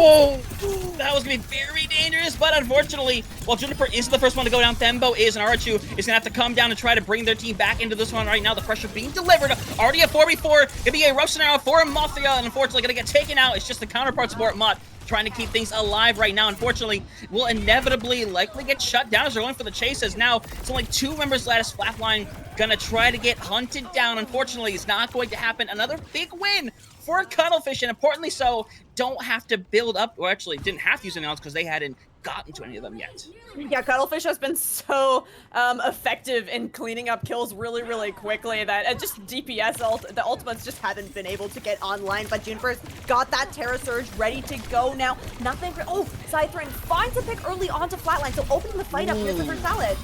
Yeah, a little more than opening up the fight right now is Juniper gonna get taken out, not going to expend an ultimate there. She's gonna hold on right now as eventually the cleanup comes through, and it's gonna happen with about 65% on the board here. But Cuttlefish, again, very wisely not using any ultimates. Yeah, holding on there. This is great for Fruit Salad, though, because you have Hostile on that maze, so you love to get set up in this choke point here. Almost built up to that Blizzard as well. This would be and look at this. Huge wall does split off the Sojourn from Cuttlefish, but the rest of Cuttlefish able to break down that wall and walk on through. Yeah, now Terracer's gonna go in through. The blade's gonna come through as well. Juniper gets rid of 2 right now. Fuzzy Dough hits a lot of targets right there, but R2 great at the cleanup right here. Juniper going in with that combo, and unfortunately, it's all about stalling out for time. Only gonna amount to maybe 30% at best here in Cuttlefish, doing the double ultimate to shut them down quick. Yeah, it's just aggression from Cuttlefish. We saw the wall come through from Hostile. It was great, but Cuttlefish, they're ready to just break it down and walk on through. Always, again, taking these fights on their terms. They're using the ultimates first. We saw that Fruit Salad is reacting with the Rampage, but oh, explosive fight coming out here on the side. Yeah, right now, rough scenario right now. We're gonna see it be used. We're gonna see if he can find something right now. It's the trade out right now. Thembo gonna get taken out though right now as Mott doing a fantastic job with the 2K already. Gonna get knocked off the edge though as Juniper taking off Hostile, and things very much still alive for this Cuttlefish squad. It's down to the 2v2 though, as a 2v1. It's down to the Queen to make something happen right now, but unfortunately, the numbers game not gonna be favoring Fuzzy Dough in this situation. Juniper doing everything they can to survive as aid is coming back on the way right now, but Thembo is coming. They managed to get rid of 1, and now it's the cleanup coming through, trying to make this map their own, trying to defy some expectations here right now, and it's gonna get rid of them. Juniper, a 2K2 her name, and unfortunately, it's all falling apart here at the team's Cuttlefish. An amazing start, gonna take away Busan in pretty dominant fashion. Yeah, that was the Cuttlefish show right there. Really well played from them, showing their experience on this Orisa comp, this double speed. They're playing it exactly the way they need to, just walking forward, so much aggression, always taking fights first. Fruit Salad was on the back foot for pretty much that entire map, including on the map that was probably gonna, like, this Sanctuary map was probably gonna be a little bit more favored for them compared to Mecha Base, but not able to find their footing there either. So unfortunately for Fruit Salad, they do go down in the map, but I guess the silver lining is you get to pick the next map and map type. Yeah, in that sense, and now this is where we're going to see the adaptations come through from Fruit Salad, because at the end of the day, it wasn't exactly a bad performance, but Cuttlefish was willing to commit ults pretty much just as often, and they had a really good understanding of when they needed to commit and when they needed to decommit. Of course, R2, who has come alive right now, already had some great performances in that earlier matchup against Fireside, but having a big one here on this Genji being really in sync with their tank Juniper right now. So already it's a fantastic performance. You could tell how being warm has helped this team out immensely to start things out. Yeah, that's so true. They're looking just exactly the same as they did in their match against Fireside Sports Hostile into the drink. Very unfortunate, but it just, yeah, so clean from Cuttlefish. And the timing, like you said, there were so many fights there where Cuttlefish, they could have used an ult. They could have used something to stay in the fight, drag the fight out longer, but no, the decision is back out. Hold on to those ultimates. We'll go into the next fight, and we'll just take the next fight with our ultimates. So really well played from them. Excellent, restraint, I would say. Yeah, 100%. It's the same case with a lot of different maps. I think Push is very much in the same thing. You take such a lead where it's like, okay, we don't have to win this fight right here. We can just save our ultimates, take a try fight, and then we are bound to have the advantage for the next 1, 2, maybe even 3 fights to come. So it's a good call, and it's going to have to see that level of consistency because, Rain, we understand what our next map is going to be. The choice of Fruit Salad is going to be heading over to Shambali Monastery, which, again, is going to go back to favoring the Orisa styles pretty heavily. And I think more than anything, I think this is where the Sojourn is likely going to shine the most throughout the series. Yeah, I agree. There's the control of the high ground for the defense just allows your Sojourn to position pretty much wherever she wants to, and you're gonna have a bit of that defender's advantage. There's so many corners, so many angles that the Sojourn can take on Shambali. So I think Fruit Salad, you're probably going to anticipate Cuttlefish is still going to be running that Orisa. I do think that there's a couple of options that you could swap things up here. We saw them play the Junker Queen really briefly there. Probably not going to have as much success on that Junker Queen on Shambali. But if you want to take out something a little bit more poke, I mean, the Sigma could be an option. I don't believe that we've seen that from them just yet. But if you can play a little bit further back from this Cuttlefish squad, I mean, they're walking forward with these speeds, so if you're not going to be able to match them on the front line, the next option is to just move your front line back, do damage as they're pushing in with these engagements, and see if you can find a pick before they're able to just get in your face and mow you down.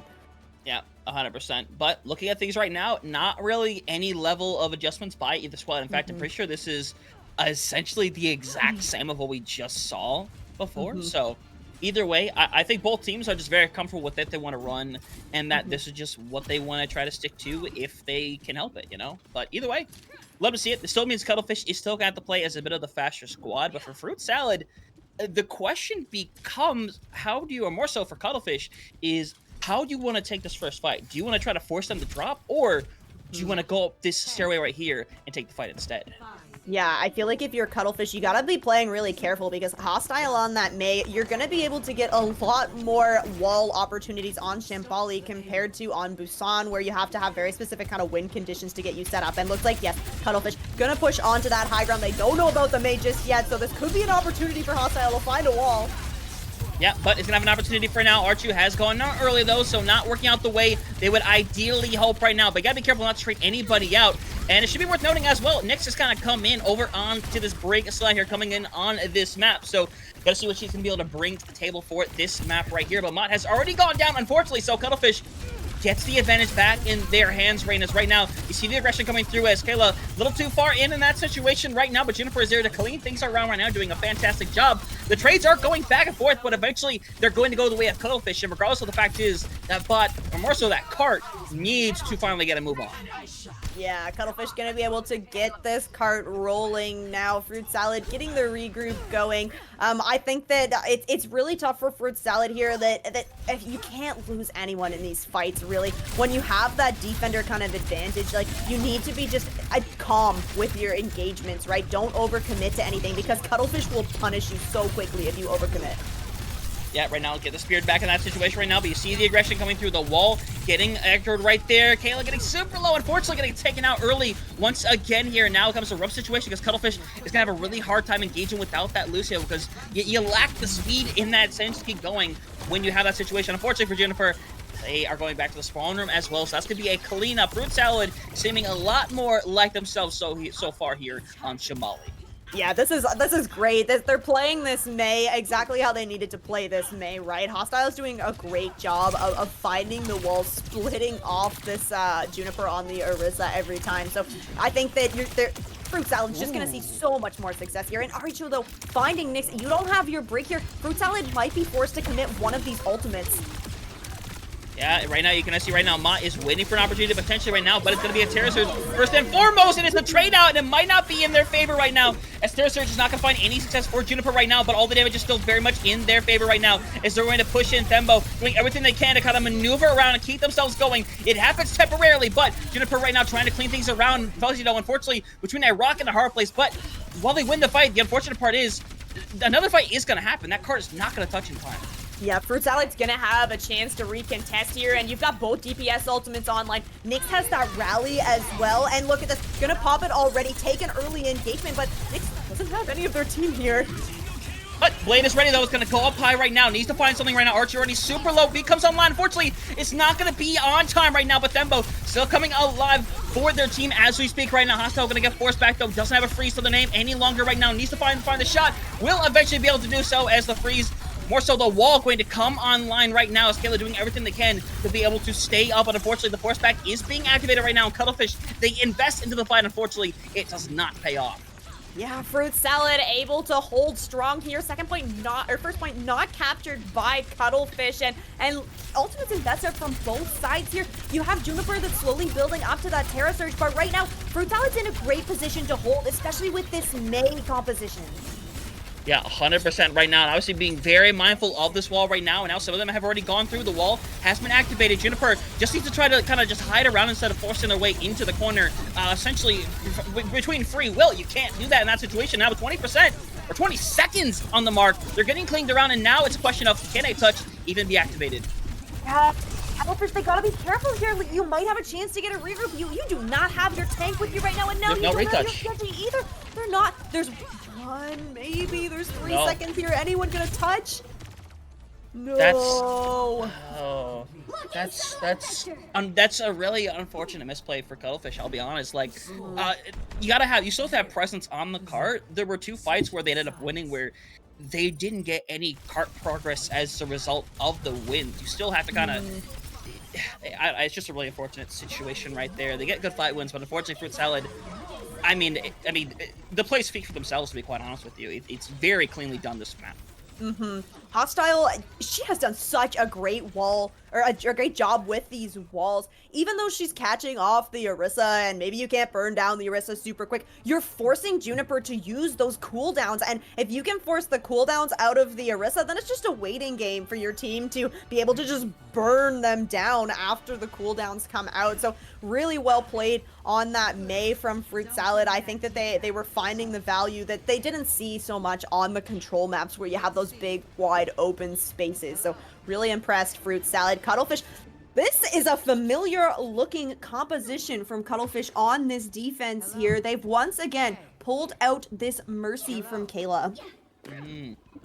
I do not dislike it. I think it can be very effective here in the situation, especially Fruit Salad, who is more than likely messing with us, I'll be honest. There's the possibility that they use the pedal just to see if they can get a shot or maybe on like a Widowmaker, but for the time being, Nyx is certainly messing around, right? But as it appears, no, not at all. Wow, Mononeva forcing Kayla to use that resurrection so early. What a nice shot from the Zenyatta. Oh, that is not the way you want to start out losing the res this early on, as the aggression's going to come through immediately as the spin's going to be coming online. Javelin's going to be increased right now. It's Juniper the rust buff R2 again going to get finished off first and foremost, and now this is the momentum of this Fruit Salad squad getting everything working, and now a quick win as everybody's going to go towards the cart, get it moving along for Cuttlefish. Just a really unfortunate first fight. Yeah, that Fruit Salad played that really well. When you're up against that Mercy Sojourn, you really can't give them any space. So immediately Fruit Salad walking onto that high ground, confirming some more kills, and just not giving any space to the Sojourn Mercy. So we will see Kayla move over onto that Brigitte now, not gonna mess around with the damage boost, gonna trust Thembo to just do the damage, get the kills on their own. Yeah, it's a bit of a rough scenario. The wall's going to get engaged, pretty much broke directly afterwards right now. Is that freeze form going to be used right now? Thembo suffering a little bit, but still managed to stay alive within the situation right now. It's all about trying to keep everybody on this team alive right now. If you can get down Fuzzy Dough early here, it'd be a massive boon to be able to start some kind of recovery right now, as Mott will actually go down first and foremost as Fuzzy Dough suffering, caught in the corner. The wall, though, is going to keep them alive, only temporarily now, as the rest of the squad going to get taken out. Cuttlefish finally going to be able to get some bearings here, but there's going to be a lot of fights needed to win if they want to try to make this happen. Yeah, Cuttlefish are going to have to be really careful about where they position here. You've got the cart in a spot where you could really get some huge value from these May walls if you're able to just bait Fruit Salad to come in. And of course, that's where the payload is, so you anticipate that at least one member from Fruit Salad is going to walk onto that. So Fuzzy Dough going to have to be careful because they could get picked out. Oh, Mod is falling so low and low. Unfortunate for Fruit Salad. Thembo with the picks. Okay, Thembo, we'll talk about you more. I'm sorry. I didn't mean to, as Thembo's in a bit of a unique position. I didn't know this existed, I'll be honest. I don't think that I knew that existed either. A very aggressive positioning from Thembo on this Sojourn, able to slide out, keep themselves alive, as Fruit Salad looking to aggressively push in here. The Terror Surge committed from Fuzzy Dough. Yeah, right now, the investment not going to work for now. Freeze is going to be used right now, and Fuzzy Dough is going to have the ability to act back right now. Terror Surge is going to activate Thembo again with a 2K right now, as the rest of the team going to get pushed back. Eventually going to see if Ether can live. Unfortunately, not going to be able to, and Fuzzy Dough would be lucky to get out of here alive. Unfortunately, not going to happen, and now that very big time bank that they had around the corner, unfortunately, has won it down to 115, and now they need a fight win here desperately. Oh, yeah, it's tough for Fruit Salad. At least you did manage to hold on to both your DPS ultimates here, and we'll see Nyx is going to move over onto that Ana. I like this as kind of like a Hail Mary play, right? Cuttlefish does not have anything in the way of a cleanse. And looking to rotate around high ground here, which is great because you can get your Sojourn set up on the angle. Just flip this map entirely. You don't have to play in that choke point against the Mei Orisa, so I love this from Fruit Salad. Yeah, this is a bit of a risk right now, and Juniper plays into the card.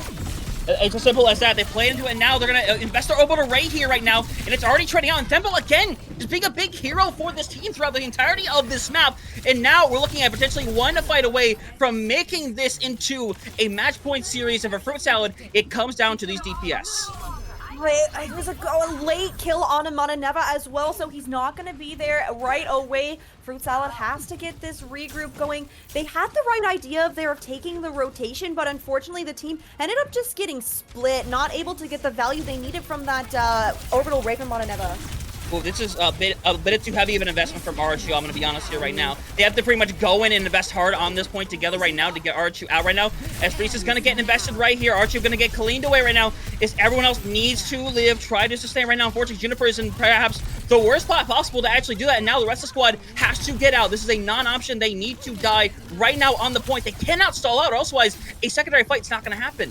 Yeah, and we saw that Thembo was trying to just live over the right. What a long stagger kill. You're not going to have your Sojourn in this fight for so long, and Fuzzy Dough's holding onto that Terror Surge, so as soon as Cuttlefish drop down, you have that Orisa ult.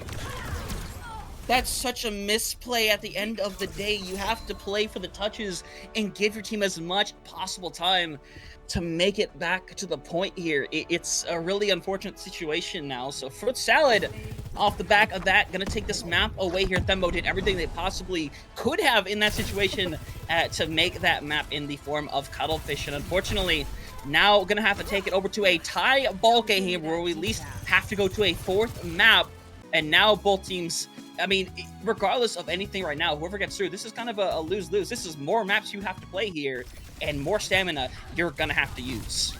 Yeah, that's exactly it. It massive from Fruit Salad to turn around there. Not a clean match by any means. There were lots of kind of mistakes being thrown around, but I love the creativity from Fruit Salad, right? If something's not working, don't just keep ramming your head into the front line of Cuttlefish. Rotate around, take some angles, try some different things. So the swap up, it was a little bit of a risk, but it did work out for Fruit Salad. They're able to capitalize on a couple of the mistakes made from Cuttlefish and just narrowly taking that victory on Shambali Monastery.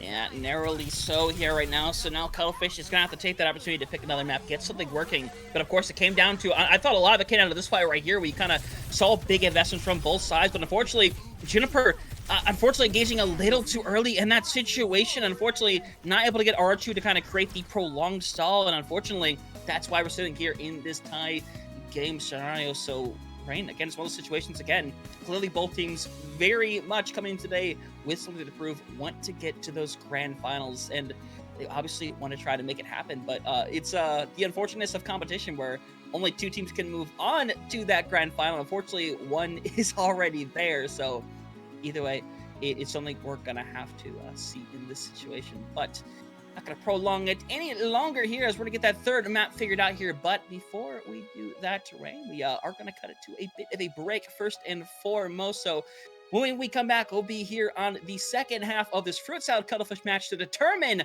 our second grand finalist. Who's it gonna be? You'll find out on the other side of this break.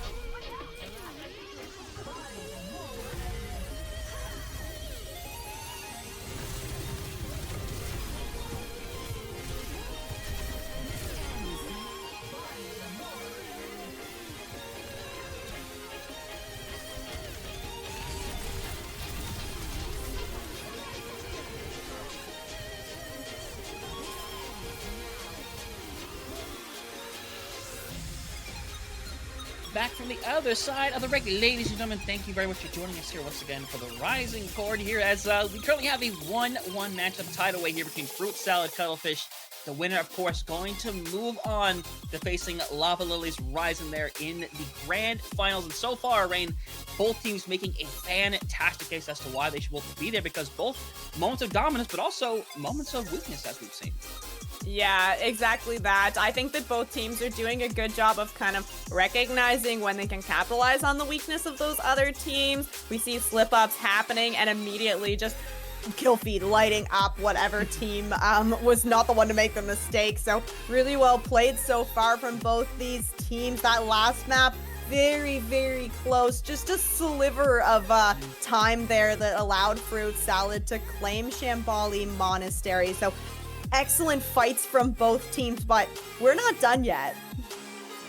Yeah, not done at all. It's one of those situations where the map pick goes over to Cuttlefish and they can dictate the pace.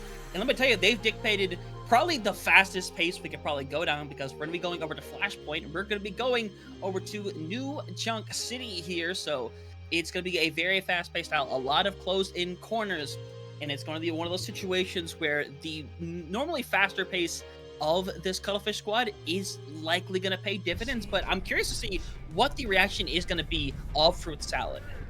Yeah, I'm interested as well. Fruit Salad, of course, by now, definitely probably expecting that Cuttlefish is going to have that Lucio Juno backline, so just kind of the ultimate amount of speed, and probably still going to see Juniper on that Orisa. I definitely do think that Junker Queen is a viable option here. We did see that Fruit Salad was pulling out the Junker Queen on some other maps, so maybe that is an option for them, but as the heroes just kind of pick now, it doesn't seem like we're going to have the Junker Queen for either side. Probably still going to stick with these Orisas and Fruit Salad, showing not a whole lot of difference from the composition that they've been comfortable on here. I like the Mei on this point, or on these flashpoints, but it can be a little tough because you just don't have that burst damage, which Cuttlefish, they've got RHU on that Reaper, so that's gonna be immense amount of damage onto the front line of Fruit Salad. So it'll be interesting to see these matchups. Of course, Cuttlefish, yeah, still on that Lucio Juno backline, so you know they're getting set up here first for this first flashpoint.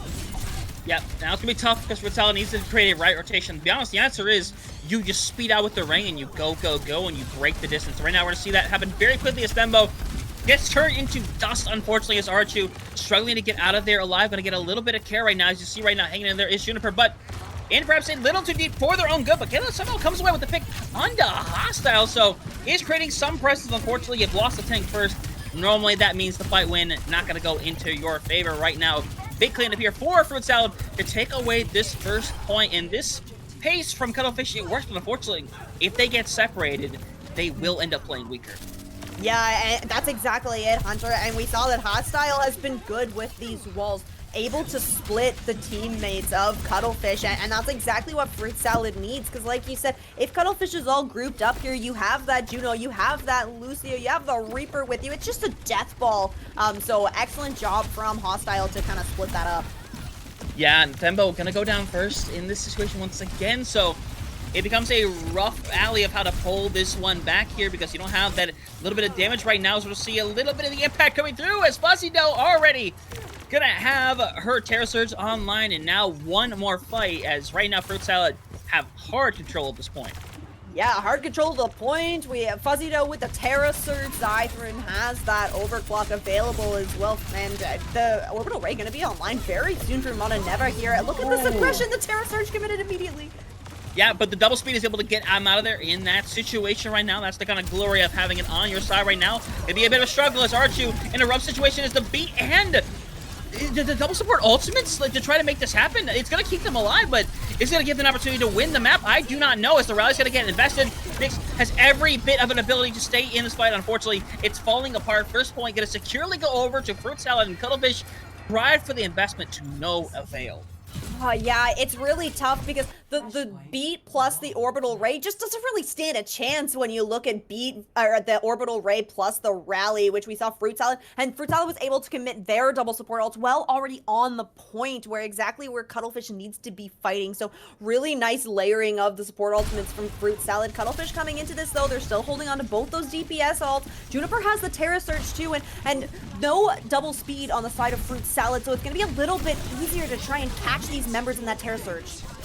Yeah, I'm gonna see if we see the combo coming through. Not necessary yet right now as R2 goes down, but Thembo is in there right now. Juniper might get frozen, but does have that golden form online ready to keep them up. But despite this seeming like a lock-in at one point now, it doesn't seem like such a sure fact. But with that pick right there, should eventually be the case. So Juniper needs a bit of care from the rest of their team right now. Looks like they'll eventually be able to get it, and that's going to be a late death for Fuzzy though.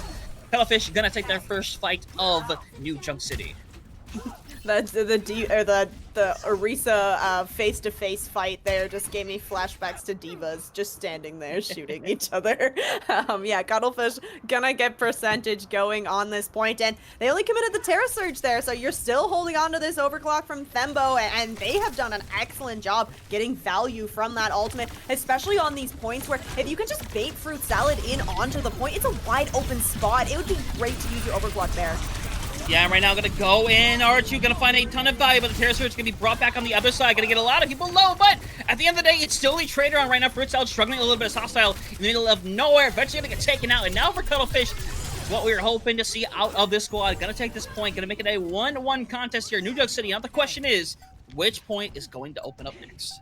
Yeah, which point's gonna open up? Who is gonna be able to get set up first there? I love the nice thing about Cuttlefish on this double speed is that you can move around this map so quickly. It's so easy to get the positional advantage, but it's on the other side of the map here. Fruit Salad. It looks like we actually might get the teams kind of meeting at the same spot here. We'll see if they opt to take a fight here and just kind of ignore the point, wait for the point to open up, but confirm the kills first. Yeah, gonna see if that's gonna happen right now as, right now. Gonna see if he can use any ultimates here to try to take this fight away. Fruit Salad lacking a little bit right now. But Zether in a situation where they want to try to make it work right now. Gonna have this overclock ready to go right now as Cuttlefish is gonna whether or not to engage right now. So see them come back and forth. Juniper sitting super low as things are right now, and the investment seems to be working out as flat. Line is going to go in kind of late right now with this orbital ray and get pulled in. Rough situation right there, but at the end of the day, the trade around is still kind of going back and forth. Hostile going to get taken down. Zether, rough scenario, going to eventually go down right now. And now the point needs a quick touch, get some of that percentage ticking away, and it will eventually happen. That it was a bold move by Flatline to use that as late as they did, but fortunately, it's going to work out. Yeah, it did work out in their favor. The remaining members of Cuttlefish able to stay in that orbital ray. So important. It's essentially a fight-winning ultimate, but the key is you need your team to be positioned with it. And Cuttlefish, they're still holding on to that beat from Kayla here. Probably not going to be enough to sustain through the blizzard if Hostile's able to hit multiple members. And of course, Modaneva rapidly building up to that orbital ray as well, which, like I just said, kind of a fight-winning ultimate if you can use it properly. Yeah, you see the freeze get used as soon as that happens, and Kayla, unfortunately, the one person who did need to go down there ends up going right now, and that's going to be falling apart for Cuttlefish right then and there. It's all about just dying on this point, try to take as many heal with you as possible at the end of the day. Only going to get around that 75% marker right now as the rally actually gets infested by Nyx. That is a great last engagement for Cuttlefish to get an ultimate out. Oh, yeah, that's not too great for the side of Fruit Salad. You really would love to have that ult. At least you hold on to the orbital ray from Modaneva, but you won't have that rally to kind of layer on with it if needed. I'd like to see the combo, if Fuzzy-Do can get this Terra Surge online, force the fight on point, and then you can either Terra Surge, you can orbital ray, or you can just layer both. Thembo, Hostile finds the headshot.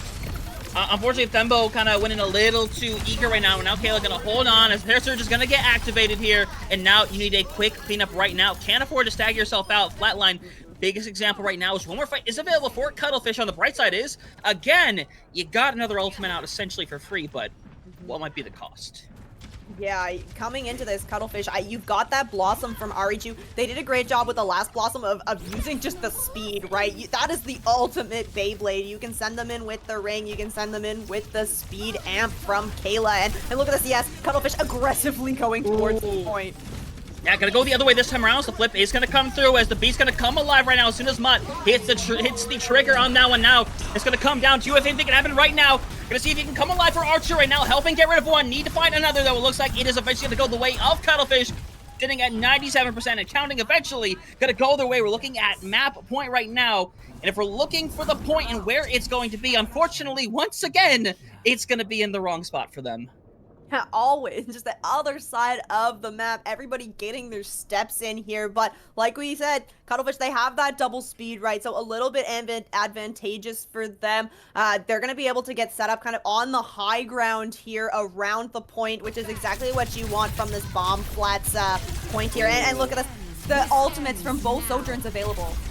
Yeah, and they're going to go in on it. Unfortunately, Thembo going to go down very early on right now as, again, Flatline going to go with the investment late, and it does not work out this time right now. Maybe you find a body or two on the way out, but unfortunately, that could end up going down the drain because now it's all about the stall out. Archulo has somehow managed to find two in this fight, and now Seether's in a really rough scenario right now as they're going to eventually try to find the shot over onto them as Seether going to be able to clean things around right now, but it's so rough right now because Cuttlefish doesn't have the ults to actually respond, and unfortunately, it eventually is going to fall out of their form right now. But, I mean, this is great on Arachu to kind of make this basically as difficult as humanly possible. Yeah, and look at what? this. Cuttlefish actually turned that around, and Archie was able to stay alive long enough and put enough pressure on. The Juniper's able to come back on that Orisa. So what really looks like a pretty clean fight for Fruit Salad there. Cuttlefish holding out and capping bomb flats here first. That's massive from them. And you have the Death Blossom from Arachu coming online very shortly, and as long as Cuttlefish, they gotta be aggressive with this, right? We don't really want to see those reactive ultimates coming out, and Fruit Salad, they've taken this high ground here, so you don't have that overclock available, but you do have the Blizzard available, so you can take a fight on point, and you're not gonna feel bad about it.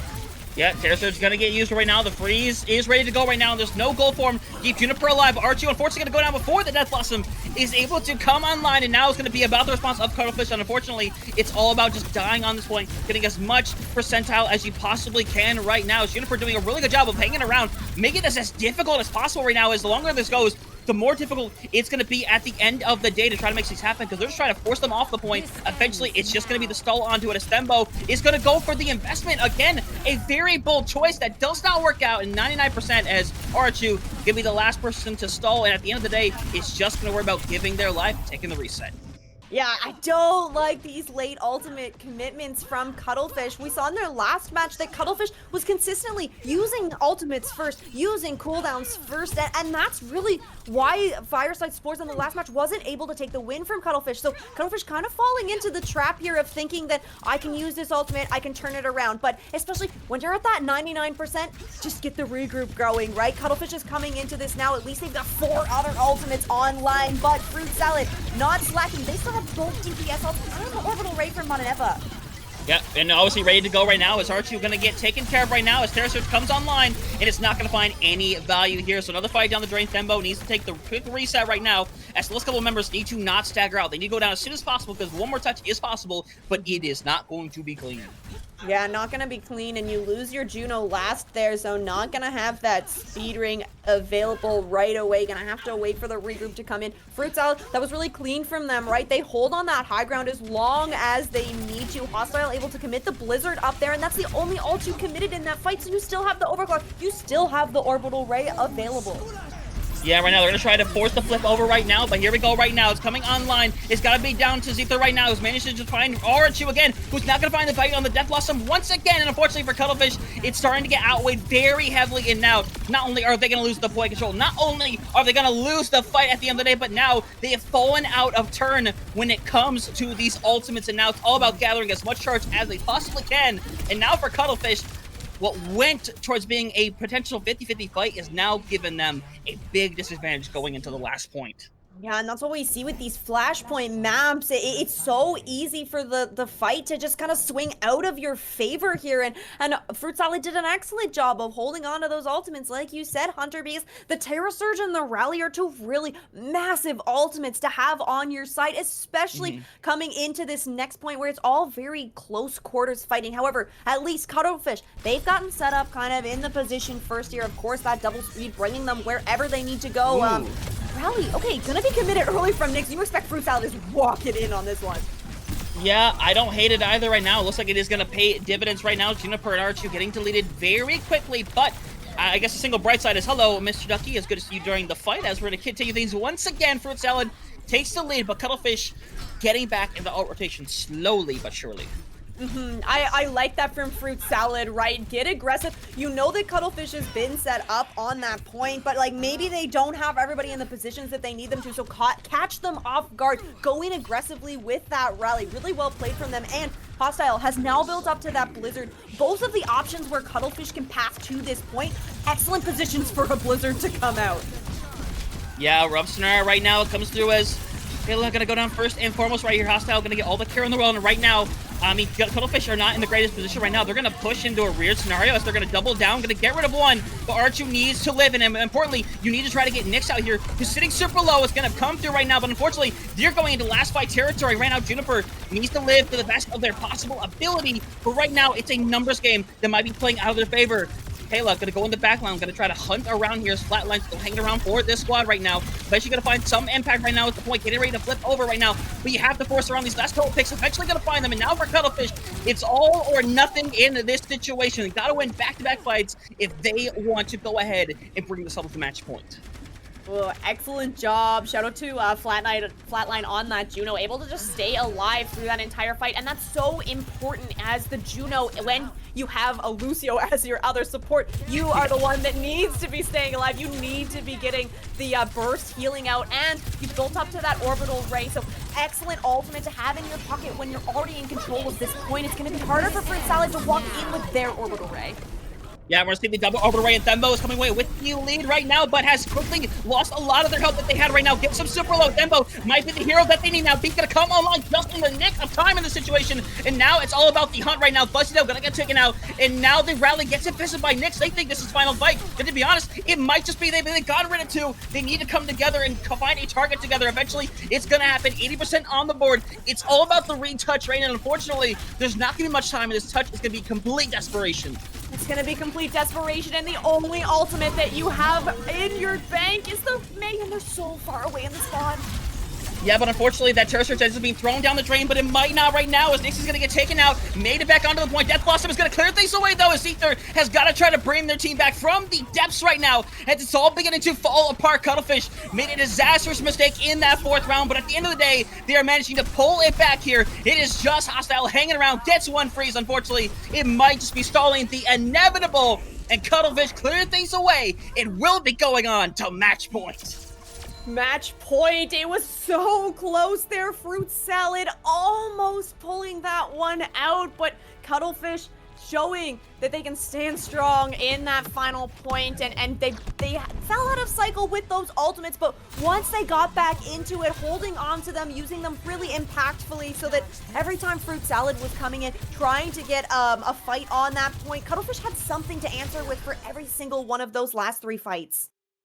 I mean, yeah, 100%. And again, it was the biggest worry looking back at that fourth point where they kind of threw ultimates into the wind, hoping to try to make something happen. Unfortunately, it was a really rough experience going into fifth map. And in fact, I mean, statistically, there was not a very large chance they were meant to win this map overall when it came down to that last point.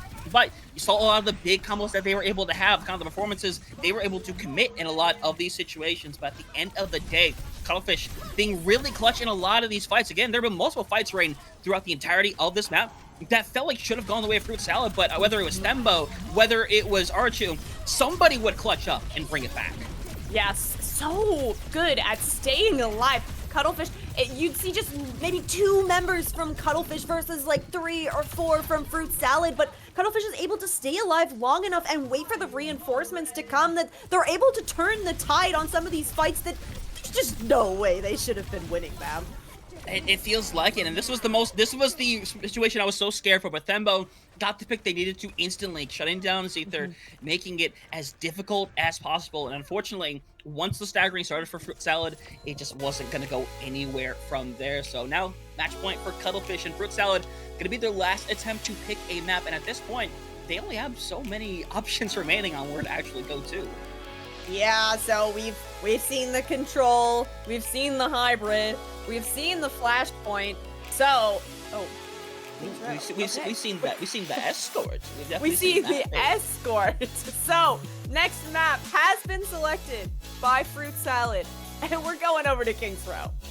Yeah, and I could have the whole song and dance of what's gonna happen here, but genuinely, I think it's gonna be the exact same thing. I don't see any reason for it to change. I think both teams are very stuck in how they want to do this for better in this situation, honestly, because both teams are playing as good as they can. For me, it's gonna be about who cleans out their ult rotations the best. We have seen teams kind of dump ultimates into fights on both sides of the coin. I should really add on that one. So I think this map really comes down to cleaning it up. And if Fruit Salad can kind of clean things up, kind of stabilize a lot of these fights, that's where they seem to be in the most control.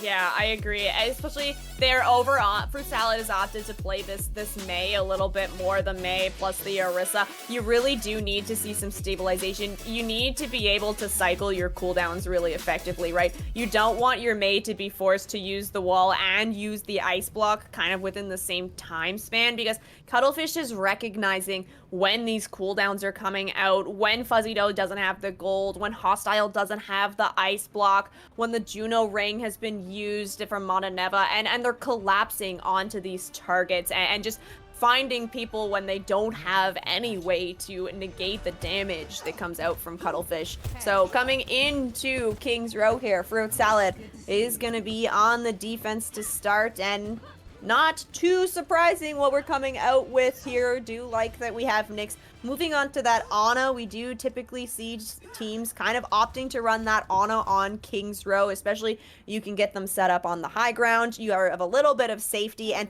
especially where Fruit Salad's anticipating that Cuttlefish is going to be running this composition that they're going to be running. So it's not a lot of options from the side of Cuttlefish to be able to contest that high ground. So Nyx is going to have kind of that added layer of safety on the defensive Kings here. So Cuttlefish, we see Thembo has selected that Widowmaker, went for the shot, not able to connect onto anything. Probably going to swap over, and we will see the Sojourn. So team compositions matched up once again here on King's Row. Yeah, and the NT is going to be a big proponent in the entirety of this thing. Kind of as you said, Nyx being over on the Ana should be able to find a lot of value, because right now you have a Sojourn and Ana. They're on high grounds that can't really be traditionally touched here. A rotation has to be made onto this high ground. You can already see right now Juniper has made that adjustment, and Seether picking up on it instantaneously. That you need to try to get out of there as soon as possible. But she's going to back out, give up the high ground, as a matter of fact, as they commit to getting rid of Thembo. And it's gonna work out real quick, as Fuzzy Dough gonna be able to recommit back to the fight right now, trying to make sure you keep Arachu alive as well as possible. It looks like first fight is going to fall apart in time right now. Fuzzy Dough low to going down, but Fruit Salad not gonna lose any members during the first fight. Yeah, really good rotation from Nyx and Zyther there. We did see that they dropped the high ground pretty quickly, but honestly, you kind of have to do that when you're up against Cuttlefish, because they've got the Lucio and they've got the Juno, so you need to be almost 2 steps ahead of Cuttlefish, not just the 1 step ahead. So we will see that Fruit Salad getting repositioned here. We have Nyx back up on the high ground. It looks like Thembo trying to push in, and I anticipate that Cuttlefish is going to take these stairs, try to push. No, losing flatline early here, so now you're split and in a very uncomfortable position. Yeah, now you just have to invest right now. Just look to your right on that R2. Try to run some of these members down right now. Mott ends up going down. Hostile sitting super low right now. Hanging around. He's begging for the heals. Eventually will receive them right now. But now with the 4v4, Juniper needs to not die. Was going to be my next sentence right there. That does not happen, though, as Kayla not going to be too far behind. And now this is where things are going to get very dangerous. Alt rotation very much out of their control. Yeah, Cuttlefish has very little to work with here. Kayla does have that beat. Thembo building up, almost has that overclock here, but Fruit Salad, they've got a full board of ultimates. And Thembo, what a late stagger onto them. Gonna go back to the spawn. It's just burning time off the clock here, and also means that you don't have an opportunity for Arichu or Arichu to kind of get in and get this damage to build up to that Blossom. So you really just have what you have to work with. And if Fruit Salad played this right, they should engage with something. And yeah, it's the Nano and the overclock. Ooh, yep, it's gonna get committed right here, but oh my god, poor Kayla just gets annihilated. Unfortunately, Juniper might not be too far behind right now, getting to sustain right now from the single heals that they have at their disposal, but everybody else is going to live. So for Cuttlefish, they only lose 1, and now a recommitment can happen very quickly. Yeah, it could happen quick here. You don't have the beat from Cuttlefish, but you got pretty much everything else to work with. And Flatline with that orbital ray could be excellent to trying to push onto the point here, but Hostile's got that Blizzard, so you have to be really careful about playing in the orbital ray. The eat! And that is massive right there. Now the double down from Cuttlefish on this fight, able to take this one away. And now just got to be able to clean away Ether. And now they will have the first point. And I mean, I guess the bright side is Fruit Salad. They do get to hold the archway. That is a very big advantage to have for the second defense. Yeah, especially Fruit Salad has this Mei, right? So everybody getting this close spawn, and you have the Terra Surge available from Fuzzy Dough. This is going to be an excellent spot for Fruit Salad to really get value out of this composition that they're running. The side of Cuttlefish, the 2 DPS ult, it's going to be a little hard to get value here. Oh, no. Yeah, that's a rough scenario. Oh, no, that's not what you want to see right there. Oh, no, clean things away. Getting a big cleanup here, and now Cuttlefish gets a reset, and now you gotta figure out how I want to play this, because it feels like Thembo's playing just perhaps slightly too far forward. Yeah, especially the hostile, you can't cut, like, these walls are gonna come out and they're gonna split somebody from Cuttlefish off, so you have to be really careful. I'd love to see Thembo take a bit of an angle here, right? You need to put a little bit more pressure onto Fruit Salad because they're just holding so strong in this choke. Yeah, right now Skifu, oh, it's ready, but Archie doesn't even get an opportunity, and now they're gonna move in here. Cuttlefish gonna get shut down once again unless something big comes out here, but unfortunately the wall's online. Everything is just being thrown into the kitchen sink, and Juniper gonna be taken out a little late here as Flatline gonna see if she is able to escape. Looks like they'll be able to. And once again, Cuttlefish is having trouble getting through a choke. How do you get through a choke? Hostile, she has it absolutely on lockdown. We'll see that they're gonna swap off of the Lucio here. So Kayla's moving on over to the Kiriko. It makes a whole lot of sense. Nyx's anti-nades are hitting. They're doing damage to Cuttlefish, and this Kiriko response, again, a big nade comes out. Yeah, it comes out. Unfortunately, it's going to result in another fight lost right here. Going to keep everybody alive as best as you possibly can if you're Kayla, but she can only do so much, unfortunately. So everyone gets reset. Minute 30 on the clock, and ult advantage still not in your favor. Yeah, Fruit Salad's just doing such a great job of cycling these ults. You only have Monaneva committing the orbital ray here. You still have a Blizzard from Hostile, and the walls from Hostile are fantastic. So you know that she's gonna catch somebody in that Blizzard. And this choke point, again, a nade landing directly onto Juniper. Yeah, gonna see right now. Terra Surge comes out online. Juniper, not a chance in the world, but Archer's got one. Has gotten rid of two. Trying to get rid of Ether. Thimble gonna help follow up. And now we see the cleanup coming through here. Just a late death for Ether on to the point right now as they go for a bit of stall, trying to find a pick there. But gonna work out for Cuttlefish. Just ult rotation, at the very least, seems like it's gonna even up. Yeah, this is great from RH2. That's exactly what we needed, right? You're not winning that fight on the front line, so switch it up a little bit. We see that she goes over the top, comes down with that Death Blossom, and really able to just open up the fight despite Cuttlefish losing Juniper there. So excellent job, Cuttlefish. They're gonna have a little bit easier of a time against Hostile on this Mei too. You don't have that hard choke that you're gonna hit the wall on every single time.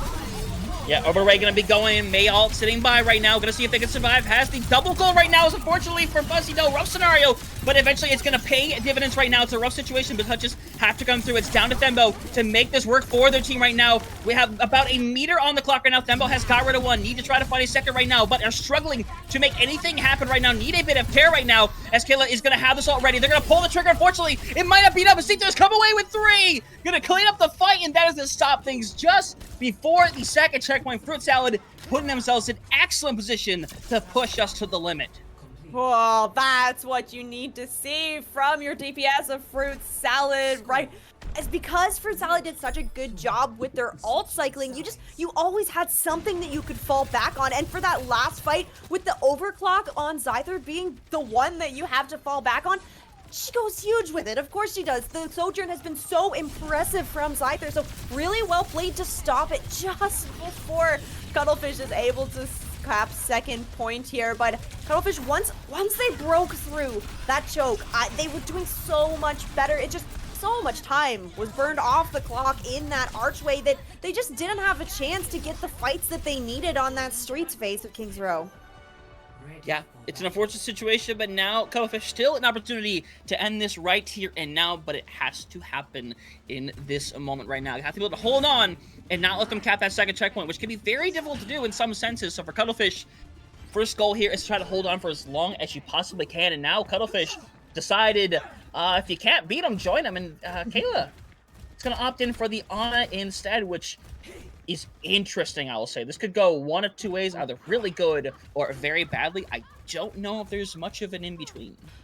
Yeah, I agree, and I do think that the Ana play. So on the side of Fruit Salad, we had Nyx, who was playing the Brigitte that moved over onto that Ana. So not super similar play styles, but I think that Kayla coming onto this Ana after playing the Lucio for so long, you're gonna need a big adjustment in the play style, of course. So we'll see what they're able to get done here. They are set up on the high ground, so at least we got that going for Cuttlefish. They're positioned really nicely around this point. Yeah, gonna be a couple of good spears right now. That is a big anti though right now. Zether in a bad position right now, and now everybody's in a very weird spot because the point has flipped over, as so has been told right now. But it's a rough scenario right now as everyone's kind of moving out on their own into unfamiliar territory, but eventually gonna work out here as Pinnacle will come through as Nyx. Oh, you will get slightly staggered out, but should eventually be taken down. Yeah, it was a nice attempt at the rotation there, right? If you're not going to contest that high ground, you really need to do everything in your power to just avoid that high ground, right?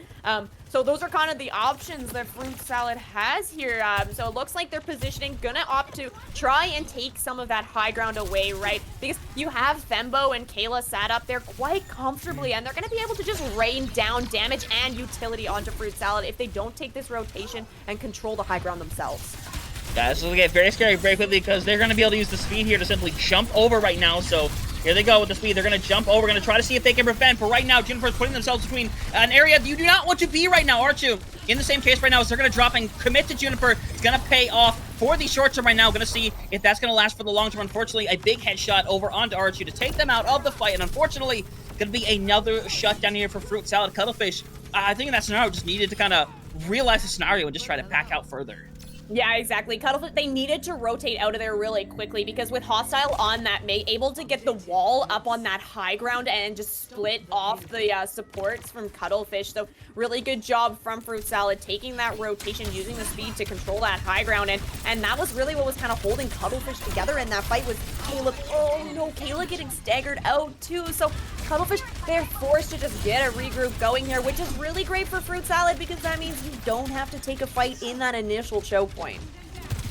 Yeah, now some things can get very dangerous very quickly as Thembo, again, going to get themselves caught out here, unfortunately. So Cuttlefish gets staggered further and further, and this is at this point where you have to back out. You don't have the option. You have to try to do that, but instead, they're going to double down on the fight instead for some reason, and it's not going to work out in the slightest. And now for Fruit Salad, they could be quickly hoping to bring us to the 5th map.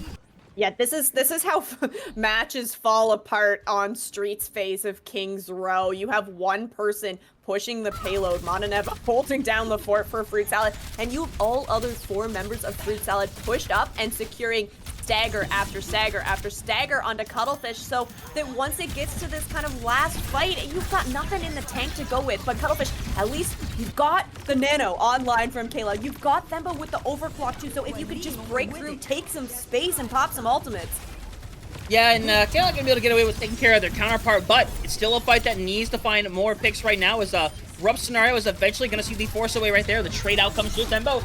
Gonna manage to find 2 of their own right now, but the fight is still very much online. Fuzzydo has found a second to their name, and Fuzzydo needs to be taken out if Cuttlefish wants any opportunity to win this fight. It looks like eventually they'll be able to do so with a pick-off, but despite the win, Cuttlefish are now completely against the wall. Oh yeah, so much time. 3 minutes and in the time bank for Fruit Salad here, and Fruit Salad didn't make the same mistake that Cuttlefish did. No ultimates committed in that losing fight here, so you're coming back in this. Hostile has that Blizzard online, Modanever with the Orbital Ray. Both of these really excellent ults to just kind of force teams to have a disadvantage in a very specific spot, aka on that payload. Ooh. But Thembo finding Mott early here, that's an excellent pick. Cuttlefish really needed that. Yeah, and that's gonna be massive as well. Now you gotta be very careful how you invest in here. Also, they don't know that Nyx is still behind them. I'm pretty sure Nyx is very much still behind, and they have 0 idea. This could be very bad. Nyx can live through this. The nade that could come out onto Cuttlefish could be just game-changing, but no, Juniper gonna find Zyther as well, which, but the trade coming out here, and Nyx still alive here. Yeah, and now Nyx literally sitting on 1 health. Eventually he's gonna play his factors. Archu gonna double down here with the ult, and it's gonna work out in their favor. Gonna create a 2-minute scenario. Fuzzydo is looking to get out of there. Eventually not gonna be able to right now as Archu gonna be forced out, and now this is where certainly Cuttlefish gets some momentum back in their favor. Yeah, they're sitting pretty comfortable here. You've built up some ultimates, Juniper with the Terror Surge and the Orbital Ray from Flatline, and if you use those ultimates effectively, if you take this next fight long enough, you're gonna get the Nano and the Overclock online as well. So this is really on Fruit Salad to find some kind of an opening here so that Hostile can use this Blizzard. You really need to find some stagger kills here. You don't want to get a team kill if you're Fruit Salad. You need to stagger these seagulls out. Yeah, gonna double down right here as Freeze comes online right now. Rubson out right now. Spyline is gonna get hit with it. It is in no man's land. Gonna be trading out right now. Thembo getting super close to going down. Will eventually do so, and now it's all about stopping as many bodies as you can. Gonna take some people with you. Juniper, though, needs to not stagger out. They gotta take the death here. Take the reset, because now there's only one more touch, and this next fight means everything. Yeah, it is the team kill coming out from Fruit Salad, so Cuttlefish, if they're able to get back to this point, they're gonna be able to get here pretty much as a unit, and that, like we said, that Nano available, the Overclock available as well, an excellent combo. They just need to get in here and get the touch, because guess what? Fruit Salad also has a Nano and an Overclock. Yeah, and they're going to go Nano in very quickly here. This could be very dangerous or very disastrous for the squad. Either way, gonna have to see right now. Juniper sitting super low already. Is about to go down, and unfortunately, the Nano does not go the way as the double collect comes through. Ladies and gentlemen, we are headed to a 5th and final map. Oh, Fruit Salad played that so well come the end. We saw support ultimates for both sides matched up, but the Maywall from Hostile able to split off Cuttlefish so that not everyone is able to support their Sojourn as they go into that fight. So really well played. It was a close one though. That was down to the wire once again. So both teams fighting so hard, taking us to this 5th map. It's gonna be explosive. It has to be in that situation, and now you're forced down to basically what is only a small little handful of maps. You can count it on your hand as to what you can really go to, but either way, for both these teams, I think both a display of their strengths and weaknesses once again, ones that we have seen be exploited and brought out a lot during this match right now. It's either who probably had the performance of the day so far on the Sojourn, making a lot of things happen. Unfortunately, we saw Archie get shut down a lot on this Reaper, had a good Death Blossom or two, but unfortunately was just not able to find as much value as Archie's kind of used to getting here. But either way, it's going to be a rough battle to try to bring this one back. But the bright side is, with it being 2-2, the score essentially goes back down to 0-0. So it is just going to come down to one final performance, and that is that does something to a player when everything you've ever done is throughout the tournament is going to come down to the span of maybe like 8 minutes. Yeah, it's a lot of pressure, right? Both teams just need to kind of take a little reset here, take a little breather, come into it just thinking this is just one more map, right? This is it. Just this is what we need to do. Just play our best. You figured out how the other team wants to play here. You've got lots of familiarity with each other by now. So it just comes down to playing into your own strengths and capitalizing when your opponents make a mistake, because sometimes we're seeing teams do that really, really well. Sometimes it's kind of getting staggered out, like we saw on Flashpoint, where all of a sudden Cuttlefish has come back into a fight that they weren't really meant to win. So it's really important that these teams clean up these fights in just a nice and smooth manner. Yeah, definitely see that's going to be the case, because Cuttlefish going into map 5 do have the advantage of picking the map itself, but of course, going to give them an opportunity to do so, because both these teams running the absolute gauntlet here today for an opportunity to go into the grand finals to face up against Lava Lilies Rising. Is it going to happen? Well, unfortunately, you're going to have to find out on the other side of this break.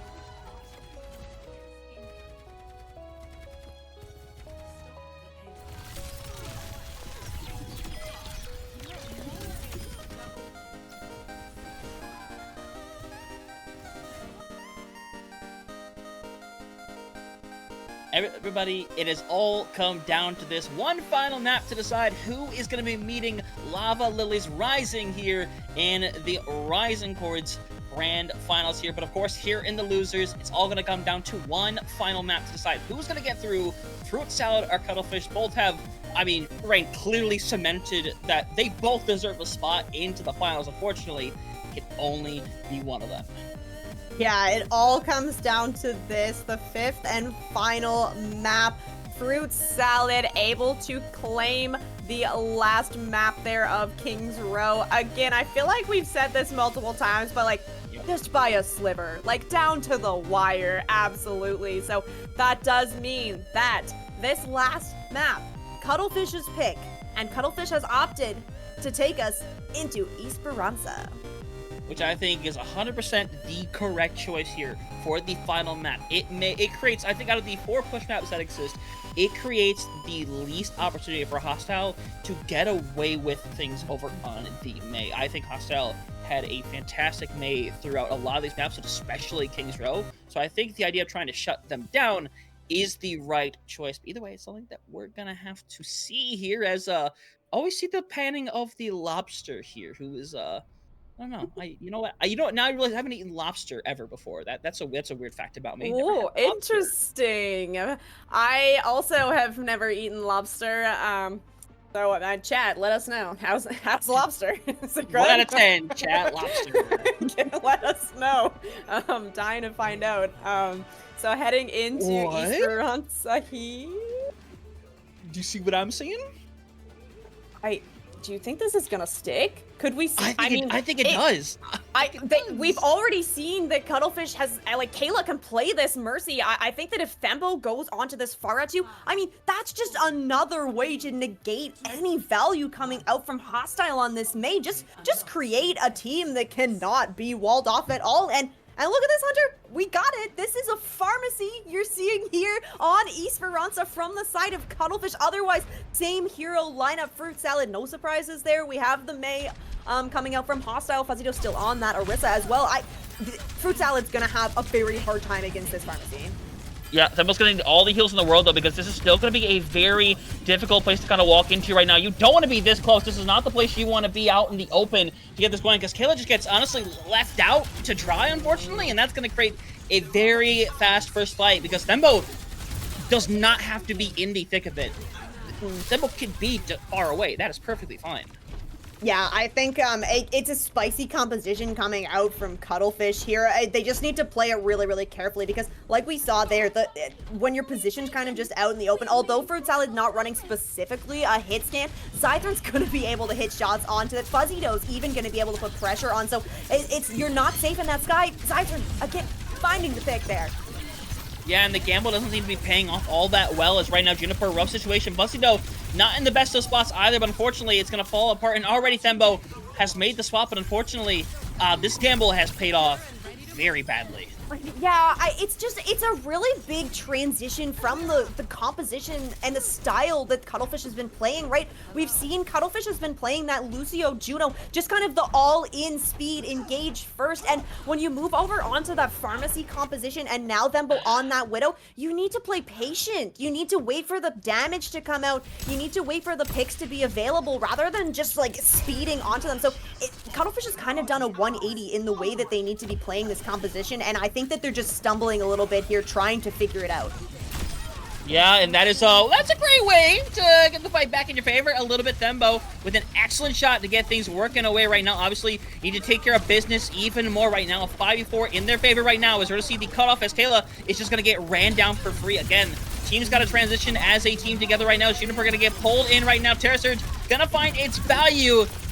And that's the one downside right there of running the Ana Rain. It's very strong, but if it gets left behind, it has a really hard time defending itself. Yeah, poor Ana. You have the sleep and some prayers. That's about it that's going to keep you alive in these fights. So Cuttlefish, although they had the bot briefly there, Fruit Salad taking it back over into their favor, and Fruit Salad's done an excellent job building up to these ultimates. You can hold in this corner here with the rally, but looks like they're going to opt instead, rotate around, get out onto streets here, and here Mataneva's going to be able to find some value with his orbital ray, but Flatline could have the opportunity to match with an orbital ray of their own. Yeah, might not need to use it right now, though, as they're going to go for it anyway in this scenario right now, and this is going to give them the fight win at the end of the day, probably, and it will. But the problem is, one, it doesn't happen in clean fashion, and two, at the end of the day, you've now used yours, and now Montaneba is going to have a free orbit array, and there's nothing to respond from Cuttlefish, realistically. Yeah, nothing at all. We see Thembo again swapping heroes here. Gonna move over onto the Genji. I think that this might be a little bit better for them. I'm gonna be able to follow up on the damage that Arachu is putting out here. The Widow just kind of, again, similar to the Ana, kind of high and dry. It is gonna be the orbital ray from Montaneba here. Yeah, and Juniper is going to find at least one, but needs to be able to sustain right now. Unfortunately, they're really separated from all their heals, as the Nail's going to come out online to keep Juniper alive temporarily, but there's only so much you can stop damage-wise. Unfortunately, the gamble, again, doesn't look to be paying off, as Thembo, rough scenario, Arachu might not be too far behind them, and unfortunately, again, it's a gamble, as you're going to see the investment of the ultimate, which doesn't actually end up doing anything here, as the cards will start moving the other way, and Fuzzy-Do would be lucky to get out of here alive. Oh, 20 HP in a dream. Fuzzy-Do does, yeah, end up committing that Terra Surge. So Fruit Salad, they're gonna have to get a stabilization here because Zythan not there with them, and Arichu, she does have this overclock online and comfortably set up on the high ground as well. So gonna have lots of LOS here as Cuttlefish are in control of this bot. Ooh. Yeah, Fuzzy-Do, rough scenario right now, and now a very important fight online for Cuttlefish. If they want some momentum to try to bring this series back, it's got to start right here. And Arachu got to focus on trying to make this happen. The freeze ends up coming through right now. No one gets frozen, but Hostile has created a lot of space right now as Arachu needs to find something. Unfortunately, nobody really willing to show their face, but Fuzzy-Do, rough scenario right now, as the rally's going to come online for Nyx to try to find something here, and Thembo in the worst spot possible to go into a rally. And unfortunately, this could be lights out for the fight here, as Cuttlefish need to try to find a pick in the next couple of seconds if they want to try to come away with it. And this pick on the Nyx that might be coming up could be a factor towards it right now, but unfortunately the trades are not quite going their direction. And with the skill over on the Juniper, it's going to be a Cuttlefish fall here, as Fruit Salad again bringing that back. Yeah, it was a nice sleep and a nade from Kayla onto Nyx to find that kill, but Zyther just hitting all of her shots, has built up onto that overclock here. Montaneba also, he's coming up on that orbital ray, and we saw excellent value from it last time, but since Flatline did use that orbital ray first, built up to it first. Look at this from Fruit Salad. This is so smart. You've got the bot where you want it to be. You're just gonna get set up on the high ground. You can take as many fights here as you want. Yep, and that's going to be a wise decision at the end of the day, but now it's about taking advantage of this fact as much as you can if you are Cuttlefish. You no longer have to worry too heavily, but now a Blade is online, and Thembo is not going to have a nano to be able to do it, so if they're going to do it, they're going to do it dry, and now they're contemplating whether or not to do it right now. Is just going to flip back as the trade comes through. Double orbital ray going to be invested right now for Cuttlefish. This is going to become a must-win scenario right now, and that pick, Thembo and Juniper, manage to find some of their own right now, as it seems to be things falling apart at last for Fruit Salad, and now Cuttlefish with the biggest opportunity to try to bring themselves back that they've had throughout the entirety of the map. Yeah, this is their chance here. You have support. You have ultimates online. You actually kind of coming up on the Nano Blade here for Cuttlefish. So that could be an excellent ultimate here. We do see that Hostile has swapped off of that Nate. Gonna opt to go over onto the Tracer here. So I like this. A little bit more mobility. Gonna be able to follow up on the damage from Fruit Salad a little bit more. However, Fruit Salad has to be really, really careful about this Nano Blade that could be coming out. Thembo cannot die. It is literally the one person who cannot go down right now. Terra Surge is going to come in right now. Rough scenario, and bodies are going to be hitting the floor as things are falling apart. Going to be everyone going down, and right now, Flatline needs to die. Needs to die now. And while everyone's going to get the good spawn, Flatline, thanks to the changes we had before with the groups, everybody will get the close spawn. Yeah, this was expensive from Fruit Salad, though. You committed your Terra Surge, and you committed the overclock there from Zyther. So you're coming back into this at a pretty severe ult disadvantage because, of course, that Nano Blade still online, and it's coming out right now. Yeah, it's going to get rid of one right now, but it needs to find more than one. If it wants to find its approximate 5, it can find 3. And it's a big cleanup right now, but the most important thing right now is that point is being stalled out beautifully right there by Fuzzy-Do, who, you know, no one's going to get a natural forward spawn, but now they can contest before the lead comes through for Cuttlefish. Yeah, that's exactly what you need to do in that situation. You see a Nano Blade come out and you don't have anything to respond with it. Just head straight to that point, stall as long as you can, and like you said, this gives Fruit Salad the opportunity to get a contest in before Cuttlefish take it, but look at this, Thembo falling so low. Ariju does have that overclock available here for when Fruit Salad push in. Yeah, now, unfortunately, R2 gets the worst case scenario, just falls short, and now Hostile hanging around right now is eventually going to find its fruit right now, and now with only a meter and a half to kind of go right now, unfortunately, Cuttlefish going to take the late deaths. Again, though, get the close spawns, everybody will realistically get it. Now, what a beautiful body block from Fuzzy, though. Archo tries to slide out. They were positioned on that off angle, trying to see if they could have the space to use the overclock, but no, Fuzzy, no, shutting them down. Look at this. Fruit Salad, they've taken the high ground. They're feeling great up here. Yeah, but now Hostile has a pulse ready right now. If this is someone like R2, it'd be very deadly. Unfortunately, I mean, Thembo just doesn't have the response ready there. Gets taken out by Nyx, and now things should fall apart very quickly because everyone has to die on this cart, and now this means Fruit Salad is going to get a lot more of this lead moving on them. Yeah, Fruit Salad able to just kind of walk for free now as Cuttlefish are forced to get the regroup going in spawn. And Fruit Salad, no ultimates committed there. That nade from Nyx finding Thembo early was just a massive pick for them to just open up the fight. No ultimates needed. Now 5 online for the side of Fruit Salad. Yeah, gonna see the response right now. Gonna see the Nano gonna be using Zether again. Hero of this game so far for this team has found 2 once again. It's gonna clean up, and the lead is gonna grow more and more massive, and Cuttlefish threw everything that they had left. Now the problem is that gonna be the last gasp for this Cuttlefish squad? It's gonna be tough to come back into this because Fruit Salad still has that orbital ray from Neva, and if they're able to play it correctly, it's just gonna give. Oh yeah, and I mean, Fruit Salad doing this, like, just walking back, gonna get regrouped, take the fight wherever they want to take the fight, because Fruit Salad is just in total control right now. This is just such a smart move. Get set up on the high ground. Hostile still has this pulse bomb available as well, so you can really just play around this bridge for as long as you want and just burn down the clock. Yeah, this pulse bomb could be the death toll right now. Looking for it. It's going to go out. It's going to miss right now. Bakayla is not in the best position naturally anyway right now. His body's got to stay on it. Surfer's going to get activated right now. Just going to act as a bit of a defense mechanism. But unfortunately, he's still losing people no matter what here. As they're trying to run them down. And now it's the Nano. As Nova is going to go for that. Unfortunately, I think they lost out on the ultimate there. So hope stay alive for Cuttlefish. Stay alive. We are down into overtime now, so Cuttlefish cannot get off of this bot. So we'll see what they're able to pull out here. Thembo on that Tracer has nearly built up to the Pulse Bomb, so that's really the ultimate. That's the only ultimate online for both of these teams. So gonna have to be well placed. See if you can find Nyx on this Ana or even Neva, because these supports are doing such a great job of keeping Fruit Salad in these fights. Yeah, everybody needs to stay alive, as you said right now, trying to see if he can push them off for free. Gonna get the push away over there. Fuzzy Doe in a rough situation, is separated right now from the rest of the squad, and it's so important that Fuzzy Doe goes down here right now, but Kayla's getting ran down, but Fuzzy Doe is gonna drop first and foremost right now as the heals are being dealt out right now, and there comes the picks that were necessary right now, but Nyx has found 1 right now, and R2 might be the deadly target as one more fight is going to decide our mover to the next finals.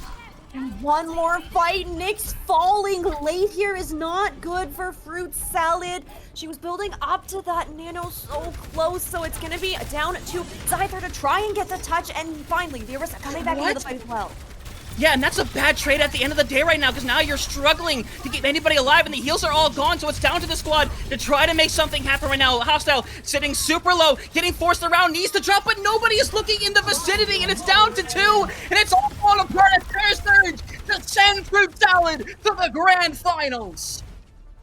Massive plays there. Cuttlefish almost had it. It was so close, but the spawn advantage in the favor of Fruit Salad. They're able to stay alive, and Fuzzy Doe gets the Terror Surge just to clean everybody up on that point. What a massive showing from this Fruit Salad squad on a map that maybe we weren't too sure they were gonna have a good time on it, because May not as viable on this point, but Fruit Salad showing that you can take us off our comfort heroes, because we have such a great hero depth that we can play pretty much any composition. Yeah, and it's a really great extension of them to be able to kind of change things around when need be and make it happen.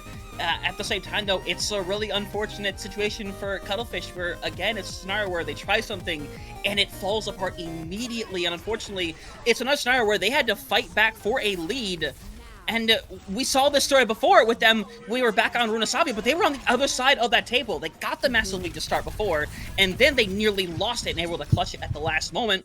And so the way around here, they clutch up, and unfortunately, it's not enough in that situation. There were just unfortunate mistakes that were made that just kind of didn't give them an opportunity to set themselves up for success. They had to fight from behind essentially the entire time.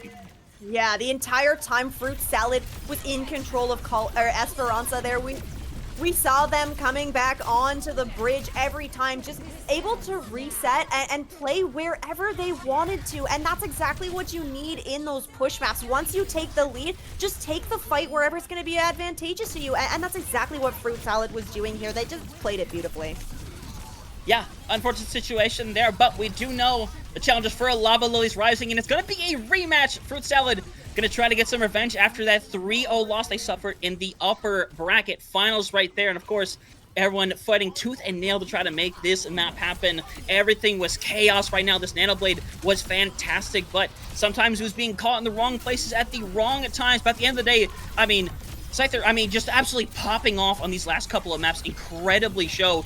Just shutting down Archu and Thembo every time it mattered the most. And unfortunately for Cuttlefish, third place will be their story, but nothing to be ashamed about, pushing Fruit Salad to the absolute limit here. But unfortunately, gonna fall just short. Yeah, it was so close there. GG's well played to these two teams. Looks like we do have an interview coming up for you guys, but you're just gonna have to give us a couple of minutes to get ready for that. Don't go anywhere. We will be right back.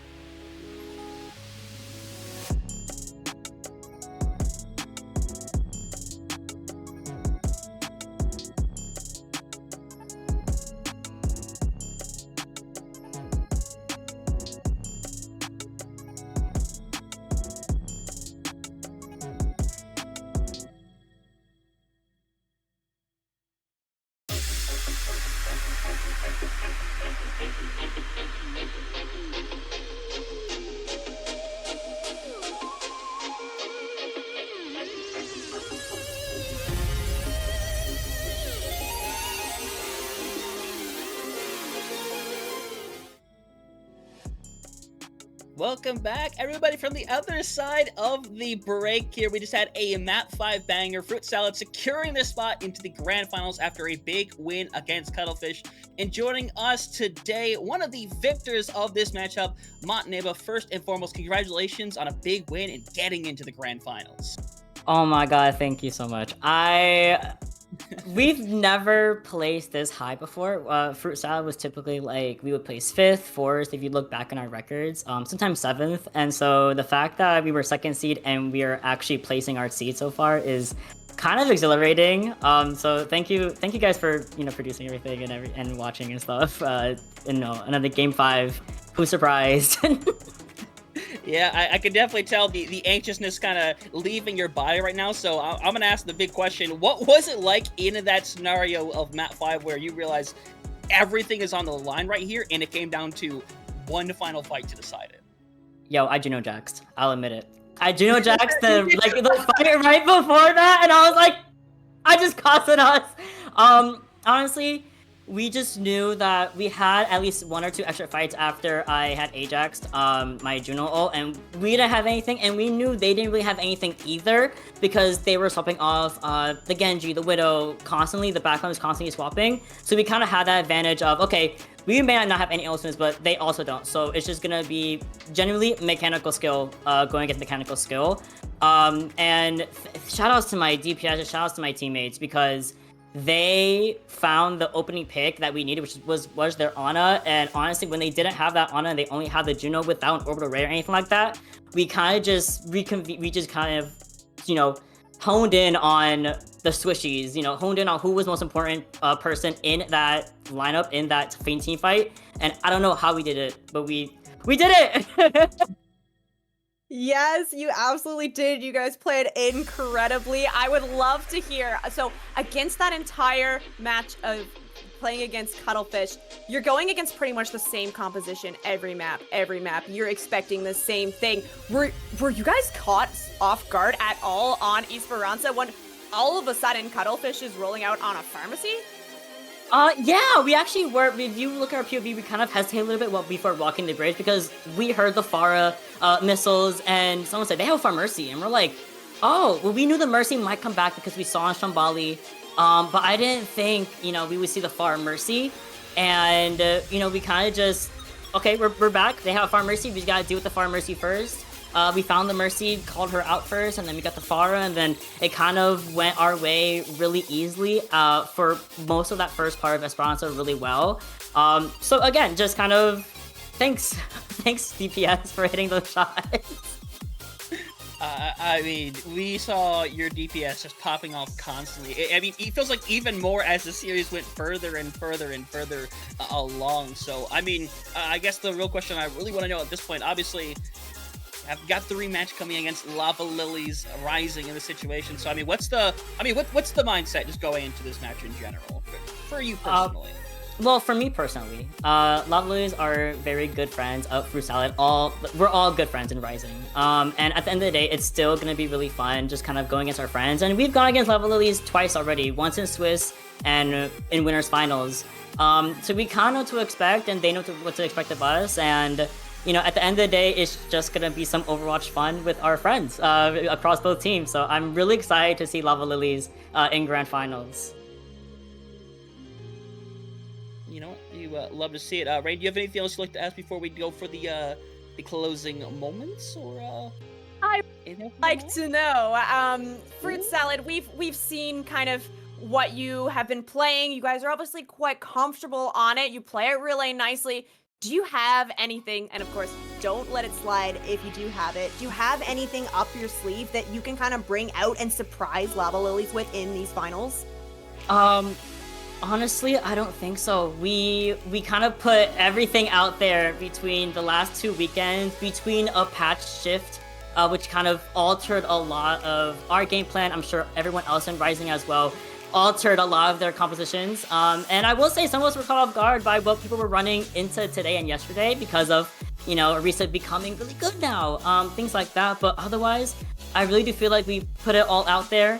I think every team kind of put it all out there. We know what we're going to run. We know what they're going to run. We know their game style. We know what comps they like to run, and I think that also just comes from, again, experiencing the entire year of Calling All Heroes with the same teams.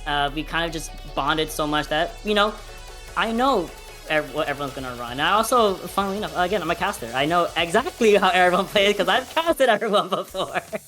So it's gonna be. I think it's gonna be tooth and nail, especially between us and LR. Glad to hear that as well. Obviously, we want to give you the opportunity to kind of set up for this this final match here. But if there's anything you want to say personally, anybody you want to shout out, we're gonna give you a window to do so. So go ahead and take it away. I'm giving a shout out to all of Risingcord. Every single person. I love you guys. You guys know this. I have been with, I mean, the growth we have seen from Major 1 all the way to here, between all the minors and between all other in-between tournaments we've all been at before. Everyone has improved so much in just a year, and I'm so happy of my community. So, Risingcord, I love you so much. Cheer us on, please, because we need it. Oh, you absolutely love to see it. But of course, once more, congratulations on a big win. Best of luck going into the playoffs. I'm sure all of Risingcord is going to support you and your team, of course, as much as possible. So best of luck, and we'll be watching for sure. Thank you, casters. Good job today. Bye. Thank you. Bye. Oh boy, there we have it, Rain. We settle things, of course, in as close of a fashion as it could have been. You said it yourself. I think the majority of these maps came down to one final fight. I'm too old for this. It's too much intensity for my poor heart. Yeah, you and me both, Hunter. This has been an intense day. So much fun watching these teams duel it out. It all comes down to the next match. This is what everybody has been fighting so hard for. We're going to be seeing the bracket coming up here, because next match coming up, it's going to be the grand finals, Lava Lilies Rising versus Fruit Salad. Yep, and it's going to be an incredible one. And of course, this is going to be held over on the official Overwatch esports channel. So make sure everybody sticks around, because we are simply going to go raid over there. So simply going to jump over here over to the esports channel to get this match going away. Because as things are right now, I can see that clock ticking down. There's a little less than 6 minutes on the clock right now until we're going to have those finals ready to go for you. But either way, make sure you stick around the whole night, because right now, we got grand finals happening after that right now. For the other side of things right now, we have Nightmare Eclipse currently getting their opponent on the way, which I believe is going to be Queen's Gambit. That should be a fantastic match as well. So why not sit down, watch back-to-back grand finals bangers? You have no reason not to. But regardless of that fact, Rain, I believe we should send it away. Let everybody get ready to go celebrate, and honestly, just be ready to watch some incredible Calling All Heroes Overwatch. So thank you all for coming out here today. Please go support everybody that is currently playing today inside of the grand finals, and continue to support Calling All Heroes, because while this is going to end things for Rising today specifically, Calling All Heroes obviously is going to keep going. It's going to keep getting stronger. It's going to keep doing fantastic things. We hope you're all here for it. So for the time being, that is myself and Rain signing off. We wish you all a fantastic night. Thank you so much, everybody. We'll see you in the other broadcast. See ya. Ooh, spooky.